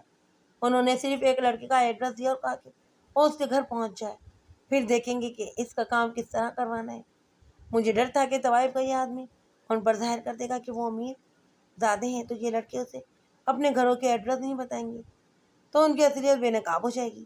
لیکن اس شخص کی باتوں سے معلوم ہوتا تھا کہ لڑکے بہت ہی چھوٹے ذہنوں والے ہیں، اور یہ کہنے میں تو ان سمجھتے ہیں کہ ان کا کوئی اثر و رسوخ نہیں، نہ ہی وہ امیر کبیر والدین کے بیٹے ہیں۔ طوائف کا یہ آدمی اگلے ہی روز اس قصبے میں پہنچ گیا اور گلی محلہ پہنچ کر اس لڑکے کے بھی گھر جا پہنچا۔ میرا خیال ہے کہ یہ لڑکے اس بات کے لیے بہت خوش ہوں گے کہ اتنی خوبصورت طوائف کا رول ان کا دوست بن گیا ہے۔ وہ کسی کی منت سماجت کر کے تحصیل کے دفتر میں سے اس کا کام کروا دیں گے، اور پھر یہ طوائف ان سے اتنے زیادہ پیسے بھی نہیں لیا کرے گی۔ یہ آدمی اس لڑکی کے گھر گیا تو لڑکا اسے مل گیا۔ لڑکے نے اسے گھر میں بٹھانے کی بجائے چھوٹے سے ایک ہوٹل میں لے کر بٹھایا اور اس کی خاطر تواضع کی۔ اس دوران میں آدمی نے چھوٹا موٹا اپنا مسئلہ اسے بیان کیا اور کہا کہ کاغذات تحصیلدار کے آفس میں۔ لڑکے نے اسے کہا کہ وہ معلوم کرے گا کہ یہ کاغذات کس کے ہیں۔ پھر وہ اپنا اثر و رسوخ استعمال کر کے اس کا کام کروا دے گا۔ لڑکے نے اسے یہ بھی کہا کہ وہ واپس امرتسر چلا جائے۔ لڑکا خود امرتسر آ کر اسے بتائے گا کہ کام ہو گیا ہے یا نہ ہونے کی کیا وجہ ہے۔ یہ آدمی اس لڑکے سے رخصت ہو کر میرے پاس آ گیا اور اس لڑکے کا نام اور اس گھر کا اتا پتہ دے دیا۔ میں نے اس آدمی کو رخصت کیا اور اس شخص کا بہت ہی شکریہ ادا کیا۔ میں نے ایک ہیڈ کانسٹیبل کو بلا کر اس لڑکے کو گھر کا پتہ سمجھایا اور کہا کہ اسے اپنے ساتھ لے کر آ جائے۔ کوئی زیادہ دیر نہیں گزری تھی کہ 21-22 سال کا ایک عمر کا لڑکا ہیڈ کانسٹیبل کے ساتھ میرے دفتر میں داخل ہوا۔ ہیڈ کانسٹیبل اسے میرے پاس چھوڑ کر چلا گیا۔ لڑکے کی تو یہ حالت تھی جیسے وہ گر پڑے گا۔ اس کے چہرے کا رنگ گھبراہٹ اور خوف سے لاج جیسا ہو گیا۔ میں نے اسے بیٹھنے کو نہ کہا بلکہ نظریں اس کی آنکھوں میں ڈالے رکھی۔ اب تو صاف نظر آتا تھا کہ اس کا سارا وجود خوف سے کانپ رہا تھا۔ میں نے اس ڈر سے کہ کہیں یہ بے ہوشی نہ ہو جائے اسے بیٹھنے کے لیے کہا اور نظریں دوبارہ سے اس کے چہرے پر گاڑ دی۔ وہ آہستہ آہستہ کرسی پر بیٹھا جیسے اس کرسی میں بجلی کا کرنٹ ہو۔ میں نے کہا کہ اتنا ڈرتے کیوں ہو؟ میں تم سے 1-2 باتیں پوچھوں گا، سچ سچ بتا دینا، میں تمہیں گھر بھیج دوں گا۔ مجھ سے اتنا نہ ڈرو، بھول جاؤ کہ میں تھانے دار ہوں، میں تمہیں اپنا چھوٹا بھائی سمجھتا ہوں۔ اس کے چہرے پر دہشت گردی کے آثار زیادہ گہرے ہو گئے۔ اگر وہ اس واردات میں ملوث نہ ہوتا تو میری اتنی سی بات کا اس پر اتنا اعصابی تاؤ بہت کم ہو جاتا، لیکن وہ تو اور بھی زیادہ ڈر گیا۔ کام کیا کرتے ہو؟ میں نے پوچھا۔ گھر میں ہی رہتا ہوں، اس نے جواب دیا۔ 10 جماعتیں پاس ہیں، نوکری نہیں ملتی۔ تمہارا باپ کیا کرتا ہے؟ میں نے پوچھا۔ اسکول ٹیچر ہے، اس نے جواب دیا۔ مسلم ہائی اسکول میں 5ویں اور 6ٹھی جماعتوں کو اردو اور تاریخ پڑھاتا ہے۔ امرتسر طوائف کے پاس جانے کے لیے رقم کہاں سے لاتے ہو؟ میں نے پوچھا، اور ساتھ ہی کہا کہ اگر تم نے کہا کہ تم اس طوائف کو پاس کبھی نہیں گئے تو پھر پچھلے کمرے کے الٹا لٹکا دوں گا اور جب تک تم سچ نہیں بولو گے چھت سے ہی لٹکا رہنے دوں گا۔ اب تو مجھے یقین ہونے لگا کہ یہ تو بے ہوشی ہو جائے گا۔ میں نے اپنا رویہ اور لب و لہجہ ذرا نرم کیا، اسے پیار سے سمجھایا کہ وہ دل سے سخت خوف نکالے اور میرے ساتھ صحیح بات کرے۔ پھر میں اس پر کوئی حرف نہیں آنے دوں گا اور کسی کو پتہ بھی نہیں چلنے دوں گا کہ میں نے اسے تھانے بلایا ہے۔ بولو، میں نے کہا، میرے سوال کا صحیح جواب دو اور دلیری سے کہو کہ تم اس طوائف کے پاس جاتے رہے ہو۔ اس نے اقرار میں سر ہلایا، اس کے ہونٹ کانپنے لگے لیکن اس کی زبان سے کوئی بھی لفظ نہ نکلا۔ میں نے کہا کہ وہ طوائف کے ہاں جاتا ہے تو یہ بھی بتا دے کہ اتنے پیسے کہاں سے آئے۔ پیسے جمع کیے ہوئے تھے، اس نے کہا۔ اب ختم ہو گئے، اب نہیں جاؤں گا۔ میں پوری تفصیل نہیں سناؤں گا۔ مختصر طور پر بات یہ ہوئی کہ وہ میرے کسی بھی سوال کا تسلی بخش جواب نہیں دے رہا تھا، ہر بات ادھوری کرتا۔ پولیس کے پاس بڑا سیدھا اور چھوٹا رستہ ہوتا ہے جسے تشدد یا 3rd ڈگری کہا جاتا ہے، لیکن میں کم از کم اس دبلے پتلے سے لڑکے پر یہ ظلم کرنے سے گریز کر رہا تھا۔ میں یہ سمجھ گیا کہ اس واردات کے ساتھ اس لڑکے کا گہرا تعلق ہے جو مجھ سے چھپایا جا رہا ہے۔ میں آخر اس کے اس انداز اور رویے سے تنگ آ گیا اور سوچا کہ اسے اپنے ہاتھ دکھا ہی دوں۔ میں اٹھنے ہی لگا تھا کہ ایک معزز آدمی میرے دفتر میں داخل ہوا۔ اس کی عمر 50 سال سے کچھ کم ہی ہوگی۔ اس کی چھوٹی چھوٹی تراشی ہوئی داڑھی تھی، سر پر سفید پگڑی جو نہایت معمولی سے گلے پر لپٹی ہوئی تھی۔ کپڑے بھی بالکل معمولی تھے لیکن صاف ستھرے۔ اس کے ہاتھ میں کپڑے کی ایک چھوٹی سی پوٹلی تھی۔ اس نے میرے دفتر میں داخل ہوتے ہی مجھے ماتھے پر ہاتھ رکھ کر السلام علیکم کہا اور پوٹلی میرے آگے رکھ دی۔ میں نے احترام سے پوچھا کہ وہ کون ہے اور یہ کہاں سے آ گیا ہے۔ اس نے کرسی پر بیٹھنے کے بعد کہا، جناب ملک صاحب، یہ میرا بیٹا ہے۔ گھر آیا تو میری بیوی نے مجھے بتایا کہ اسے پولیس حوالدار اپنے ساتھ لے گیا ہے۔ میں نے سوچا کہ اسے بلا وجہ تھانے نہیں بلایا گیا، کوئی نہ کوئی وجہ ہوگی۔ مجھے ہر بار دھڑکا سا ہی لگا رہتا تھا کہ میرا اپنا یہ بیٹا کوئی رنگ ہی نہ دکھا دے۔ اس کے متعلق کیا سوچا ہے آپ نے؟ میں نے پوچھا۔ اس نے کہا، بدبخت آوارہ ہو گیا ہے، غلط سوسائٹی میں پڑ گیا ہے۔ میں اپنی ٹیچنگ لائن میں اسے لے جا رہا تھا لیکن یہ ایسا حرام نکلا کہ کسی لائن پر آتا ہی نہیں، آوارگی میں ہی خوش رہتا ہے۔ میں کچھ حیران سا بھی ہو رہا تھا کہ یہ بھی باپ سے جو عام باپوں کی طرح نہیں کہہ رہا کہ اس کے بیٹے کو تھانے کیوں بلایا گیا ہے۔ یہ تو بڑا ہی شریف ہے، نماز روزے کا پابند ہے اور یہ تو اللہ میاں کی گائے ہے۔ اس وقت کے لوگوں کا تو کردار کچھ اور ہی تھا، پر یہ معزز آدمی اپنے بیٹے کی وکالت نہیں کر رہا تھا۔ یہ کیا ہے؟ میں نے پوٹلی اپنی طرف سرکاتے ہوئے پوچھا جو اس نے میرے سامنے رکھی تھی۔ میں نے پوچھا کہ اس میں کیا ہے؟ کھول کر دیکھی جناب، اس نے کہا۔ میں نے پوٹلی کھولی، اس میں زیورات کی 3-4 چیزیں تھیں۔ 10-10 کے نوٹ کے 2 بنڈل تھے، 5 روپے بھی بہت سارے تھے، روپے کے سکوں کی بھی ایک چھوٹی سی تھیلی تھی۔ مختصر یہ کہ یہ تو اچھا خاصا مال تھا۔ میں نے اس اسکول ماسٹر کی طرف دیکھا اور پوچھا کچھ نہیں۔ اسکول ماسٹر نے بتایا کہ اسے جب بیوی سے یہ پتہ چلا کہ اس کے بیٹے کو ایک پولیس حوالدار تھانے لے گیا ہے تو یہ ماسٹر سوچنے پر مجبور ہو گیا کہ ایسی کیا وجہ ہو سکتی ہے۔ تھانے کسی کو بھی بلا وجہ نہیں بلایا جاتا۔ بیوی نے اسے بتایا کہ وہ بہت دنوں سے دیکھ رہی تھی کہ یہ لڑکا بھوسے والی کوٹری میں جاتا ہے اور نہ جانے وہاں کیا کرتا رہتا ہے اور پھر باہر نکل جاتا ہے۔ ماسٹر نے بتایا کہ وہ تو دیکھ ہی رہا تھا کہ 3-4 مرتبہ لڑکا صبح گیا، شام کو واپس آیا۔ بیوی زیادہ زور اس بات پر دے رہی تھی کہ بیٹا بھوسے والی کھڑکی میں کرنے کیا جاتا ہے۔ ماسٹر نے گھر میں دودھ کے لیے گائے رکھی ہوئی تھی اور اس گاؤں کے لیے بھوسا خرید کر اس چھوٹی سی کوٹری میں رکھا جاتا تھا۔ اس نے بیوی کا یہ شک دیکھا تو اٹھ کر بیوی کے ساتھ بھوسے والی کوٹری میں آ گیا۔ ادھر ادھر کوٹری کی تلاشی لی۔ ماسٹر نے اسے بتایا کہ اسے شک ہوا کہ لڑکے نے جوئے میں پیسے جیتے ہوں گے اور وہ اسے کوٹری میں چھپا کر رکھے ہوں گے۔ ایک کونے میں اسے چھوٹی سی ٹوٹی پھوٹی ایک ٹوکری نظر آئی۔ ماسٹر نے ٹوکری اٹھائی تو وہاں سے کوٹری کا کچا پکا فرش کچھ نرم نرم سا تھا۔ ماسٹر نے وہ جگہ ہاتھ سے محسوس کی تو وہاں سے کھودی گئی تھی۔ وہاں سے یہ پوٹلی نکلی۔ ماسٹر نے کہا یہ چوری کا مال ہے اور اسی لیے اس لڑکے کو تھانے بلوایا گیا ہے۔ ماسٹر نے پوٹلی اٹھائی اور تھانے آن پہنچا۔ یہ مال میرا نہیں ہے ملک صاحب، اس معزز اسکول ماسٹر نے مجھ سے کہا۔ اگر آپ نے اس مال کی وجہ سے میرے بیٹے کو اپنے پاس بلایا ہے تو یہ رہا مال اور میں یہی سمجھوں گا کہ میرا یہ بیٹا مر گیا۔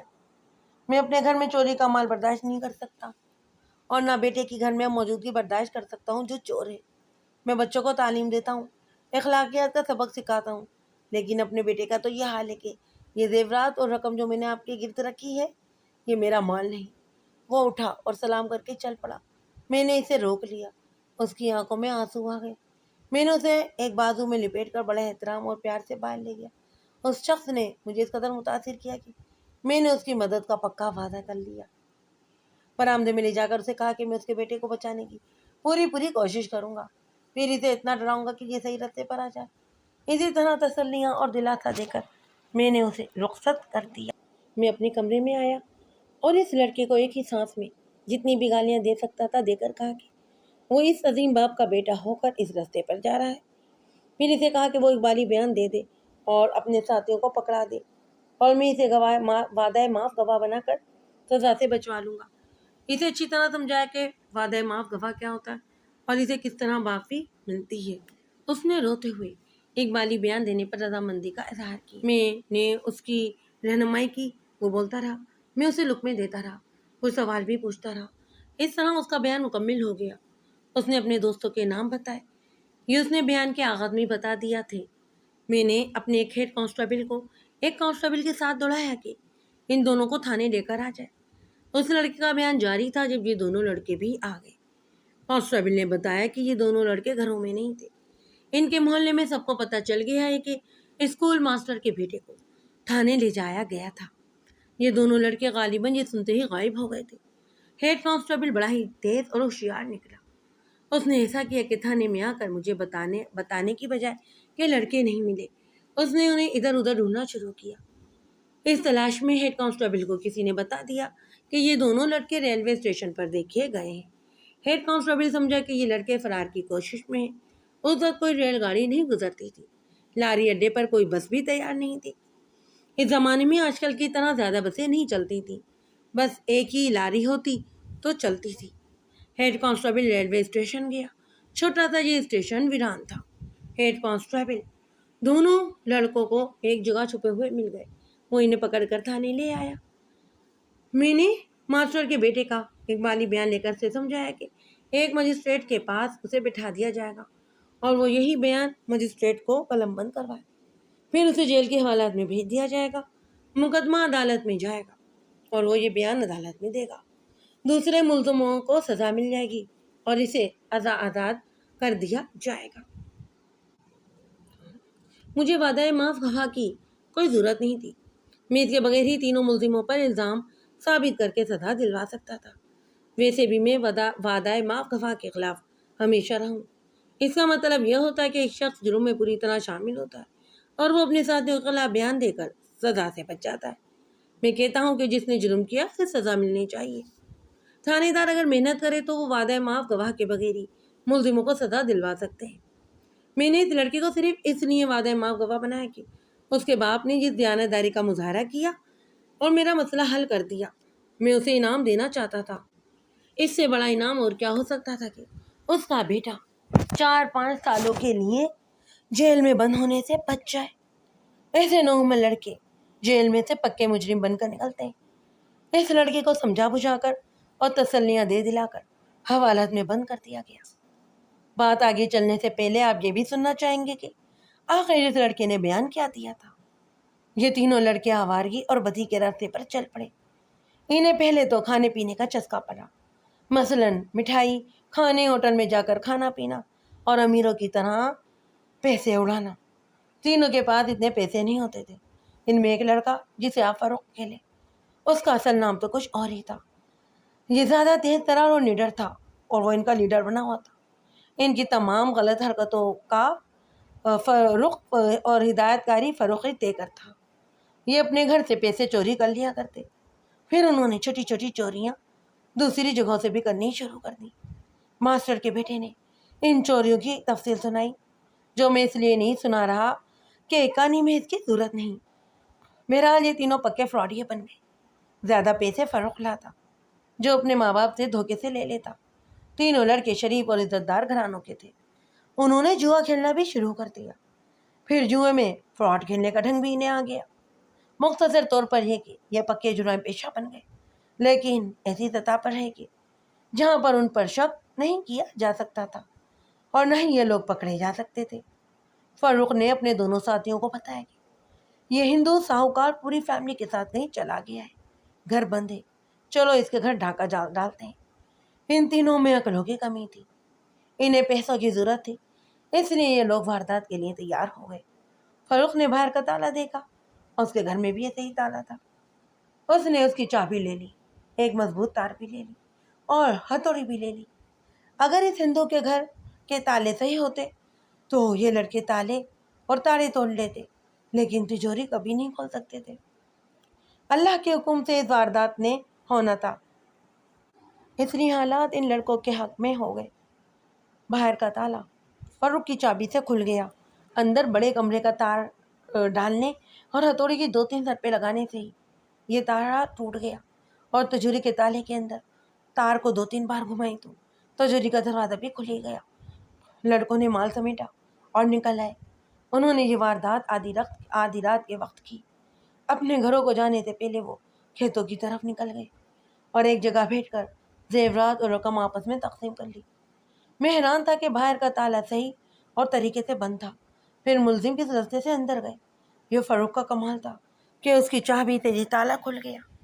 واردات کر کے باہر نکلے تو فاروق نے سوچا کہ یہ تالا بند کر دیا جائے تاکہ باہر سے کسی کو پتہ نہ چلے کہ تالا کھلا ہوا ہے۔ چنانچہ اس نے اپنی چابی سے تالا بند کر دیا۔ لڑکوں نے اپنے حصے کا مال اپنے اپنے گھروں میں چھپا لیا۔ پھر یہ تینوں امیر زادے بن گئے۔ سب سے پہلے تو انہوں نے امرتسر کی خوب سیر کا پروگرام بنایا اور وہاں چلے گئے، چونکہ ان کے ذہنوں میں بدی کے سوا کچھ بھی نہ تھا، اس لیے طوائفوں کے بازار میں چلے گئے۔ ایک پان سگریٹ کی دکان سے انہوں نے بوتلیں اور پان لیے۔ فاروق ان کا لیڈر تھا۔ اس نے اس دکاندار سے پوچھا کہ یہاں سب سے اچھی طوائف کون سی ہے۔ دکاندار نے طوائف کے گھر کا راستہ بتا دیا۔ جس طوائف کا میں اوپر ذکر کر چکا ہوں وہ اس کے ہاں جا پہنچے۔ انہوں نے طوائف بازی کا پروگرام امرتسر جانے سے پہلے ہی بنا لیا تھا۔ فاروق نے اپنے دوستوں سے کہا کہ کسی بہترین اور سب سے اونچی طوائف کے پاس جائیں گے اور اسے خوش کرنے کے لیے پیسوں کے علاوہ تحفے بھی دیں گے۔ وہ یہ بھی سوچنے لگے کہ تحفے کیا ہوں، تو ماسٹر کے بیٹے نے کہا کہ زیور کا ایک ایک آئٹم دے دیتے ہیں۔ سب اس بات پر متفق ہو گئے اور زیور کی ایک ایک آئٹم اپنی جیبوں میں ڈال لی۔ میں نے فاروق کا بیان لیتے ہوئے اسے دلی افسوس سے کہا کہ اتنا ذہین اور اچھا لڑکا ہونے کے باوجود وہ اپنی زندگی برباد کر رہا ہے۔ اس کے آنسو نکل آئے۔ اس نے کہا کہ اسے عیاش اور فضول خرچ بنانے والے اس کے والدین ہیں۔ اپنے والدین کے متعلق اس نے بتایا کہ وہ بھی کھانے پینے کے، فضول خرچی کے اور دوسروں پر یہ ظاہر کرنے کے عادی ہیں کہ وہ بڑے ہی امیر لوگ ہیں۔ فاروق نے اپنے متعلق اپنے والدین کے متعلق بہت کچھ بتایا، لیکن صحیح بات ان کے محلے کے ایک معزز آدمی نے بتائی کہ جو تھانے میں مجھ سے ملنے آتا رہا تھا، اس نے بتایا کہ فاروق کی ماں چھوٹے سے گھرانے کی تھی اور اس کی شادی مالی لحاظ سے ایک اچھے گھرانے میں ہو گئی۔ اس کی ماں یعنی فاروق کی نانی دوسروں سے مال بٹورنے اور کھانا کھانے کی عادی تھی۔ فاروق کا نانا بظاہر معزز آدمی تھا، لیکن پکا فراڈیا تھا۔ وہ بھی دوسروں کو الو بنا کر روپیہ پیسہ بٹورنے کا عادی ہو چکا تھا۔ یہ دونوں میاں بیوی سچ بولنے کو گناہ اور جھوٹ بولنے کو بڑا ہی نیک سمجھتے۔ یہ تو آپ جانتے ہی ہیں کہ فراڈ جھوٹ کے بغیر نہیں چلا کرتا۔ فاروق کی ماں نے ہو سنبھالا تو ماں باپ کو جھوٹ بولتے اور دوسروں کو دھوکہ دیتے فریب دیتے دیکھا، تو جھوٹ اور فریب کاری اس کی فطرت کا حصہ بن گئی۔ اسی ماحول میں وہ جوان ہوا اور ایک باعزت خاندان کی بیوی بھی بن گئی۔ اس شخص کو بھی اس نے دھوکے میں رکھا۔ چال چلن کے لحاظ سے تو یہ عورت ٹھیک رہی، لیکن جھوٹ اور فریب کاری کو اس نے اپنا ایمان بنائے رکھا۔ اس کے بچے پیدا ہو کر جوان ہونے لگے تو ماں نے انہیں بھی اس کردار کی یہی تصویر دکھائی جو اس کا اپنا تھا، جو اس کے ماں باپ کا تھا۔ فاروق کی ماں اور اس کے باپ میں بھی سب سے بڑی خرابی یہی تھی کہ اپنے آپ کو امیر کہلوانے میں دلی تسکین محسوس کرتے۔ فاروق نے اسی کو جائز سمجھا اور فضول خرچی کا عادی ہو گیا۔ ماں باپ خوش ہوتے رہے کہ لوگ کہیں گے کہ یہ امیروں کا بیٹا ہے۔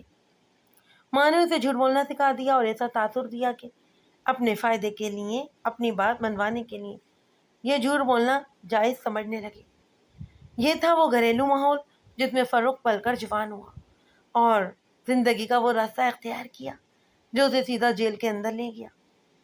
میں نے آپ کو ایک وہ باپ بھی دکھایا جو اسکول ماسٹر تھا، جس نے اپنے بیٹے کو پکڑوا دیا اور چوری کا مال میرے آگے رکھ دیا اور کہا کہ وہ سمجھتا ہے کہ اس کا بیٹا مر گیا۔ اس نے اپنے اور اپنے خاندان کے وقار پر ضرب نہ پڑنے دی۔ وہ اسے بے وقار بیٹے سے 10 برابر ہو گیا۔ یہ تو میرے جذبات تھے جو میں نے اسے کہا تھا کہ میں اس کا بیٹا اسے واپس کر دوں گا اور یہ بیٹا انشاءاللہ صحیح راستے پر چلے گا۔ اور دوسرا باپ فاروق کا تھا، وہ میرے پاس آیا اور مجھ سے جواب طلبی کرنے لگا کہ میں نے اس کے بیٹے کو آخر کیوں پکڑا ہے۔ میں نے اسے بتایا کہ اس نے ڈکیتی کی واردات کی۔ اس باپ نے کانوں کو ہاتھ لگا کر کہا کہ توبہ توبہ، میرا بیٹا ایسا نہیں ہو سکتا۔ آپ مجھے نہیں جانتے، ہم تو بڑے ہی عزت والے خاندان کے لوگ ہیں۔ آپ ذرا غور سے دیکھیں، کسی دشمن نے میرے بیٹے کو پھنسا دیا۔ میں نے اس شخص کو ڈالنے کی بہت کوشش کی پر وہ تو ٹلتا نظر نہ آیا۔ آخر مجھے خری خری سنانی پڑی، پھر اسے میں نے چلتا کیا۔ فاروق نے تو اپنی گمراہی کا ذمہ دار اپنی ماں کو ٹھہرایا، جس نے عملی طور پر سبق دیے کہ جو کچھ ہے وہ روپیہ پیسہ ہی ہے، اس کے لیے جھوٹ اور فریب کاری جائز ہے۔ یہ اسی کا نتیجہ تھا کہ فاروق نے ان دونوں لڑکوں کا لیڈر بن کر وہ واردات کی جو خاندانی جرائم پیشہ لوگ کیا کرتے ہیں۔ مقدمے کا آخر فیصلہ یہ ہوا کہ فاروق اور اس کے ساتھی کو 4 سال سزائے قید ہوئی اور ماسٹر کے بیٹے کو وعدہ معاف گواہ بننے کے عوض بری کر دیا گیا۔ اس مقدمے کے فوری بعد مجھے CIA میں بھیج دیا گیا۔ مجھے معلوم نہیں کہ سرکار کا بیٹا راہ راست پر آیا یا نہیں، اور فاروق اور اس کا ساتھی اس حال میں جیل سے نکلے تھے۔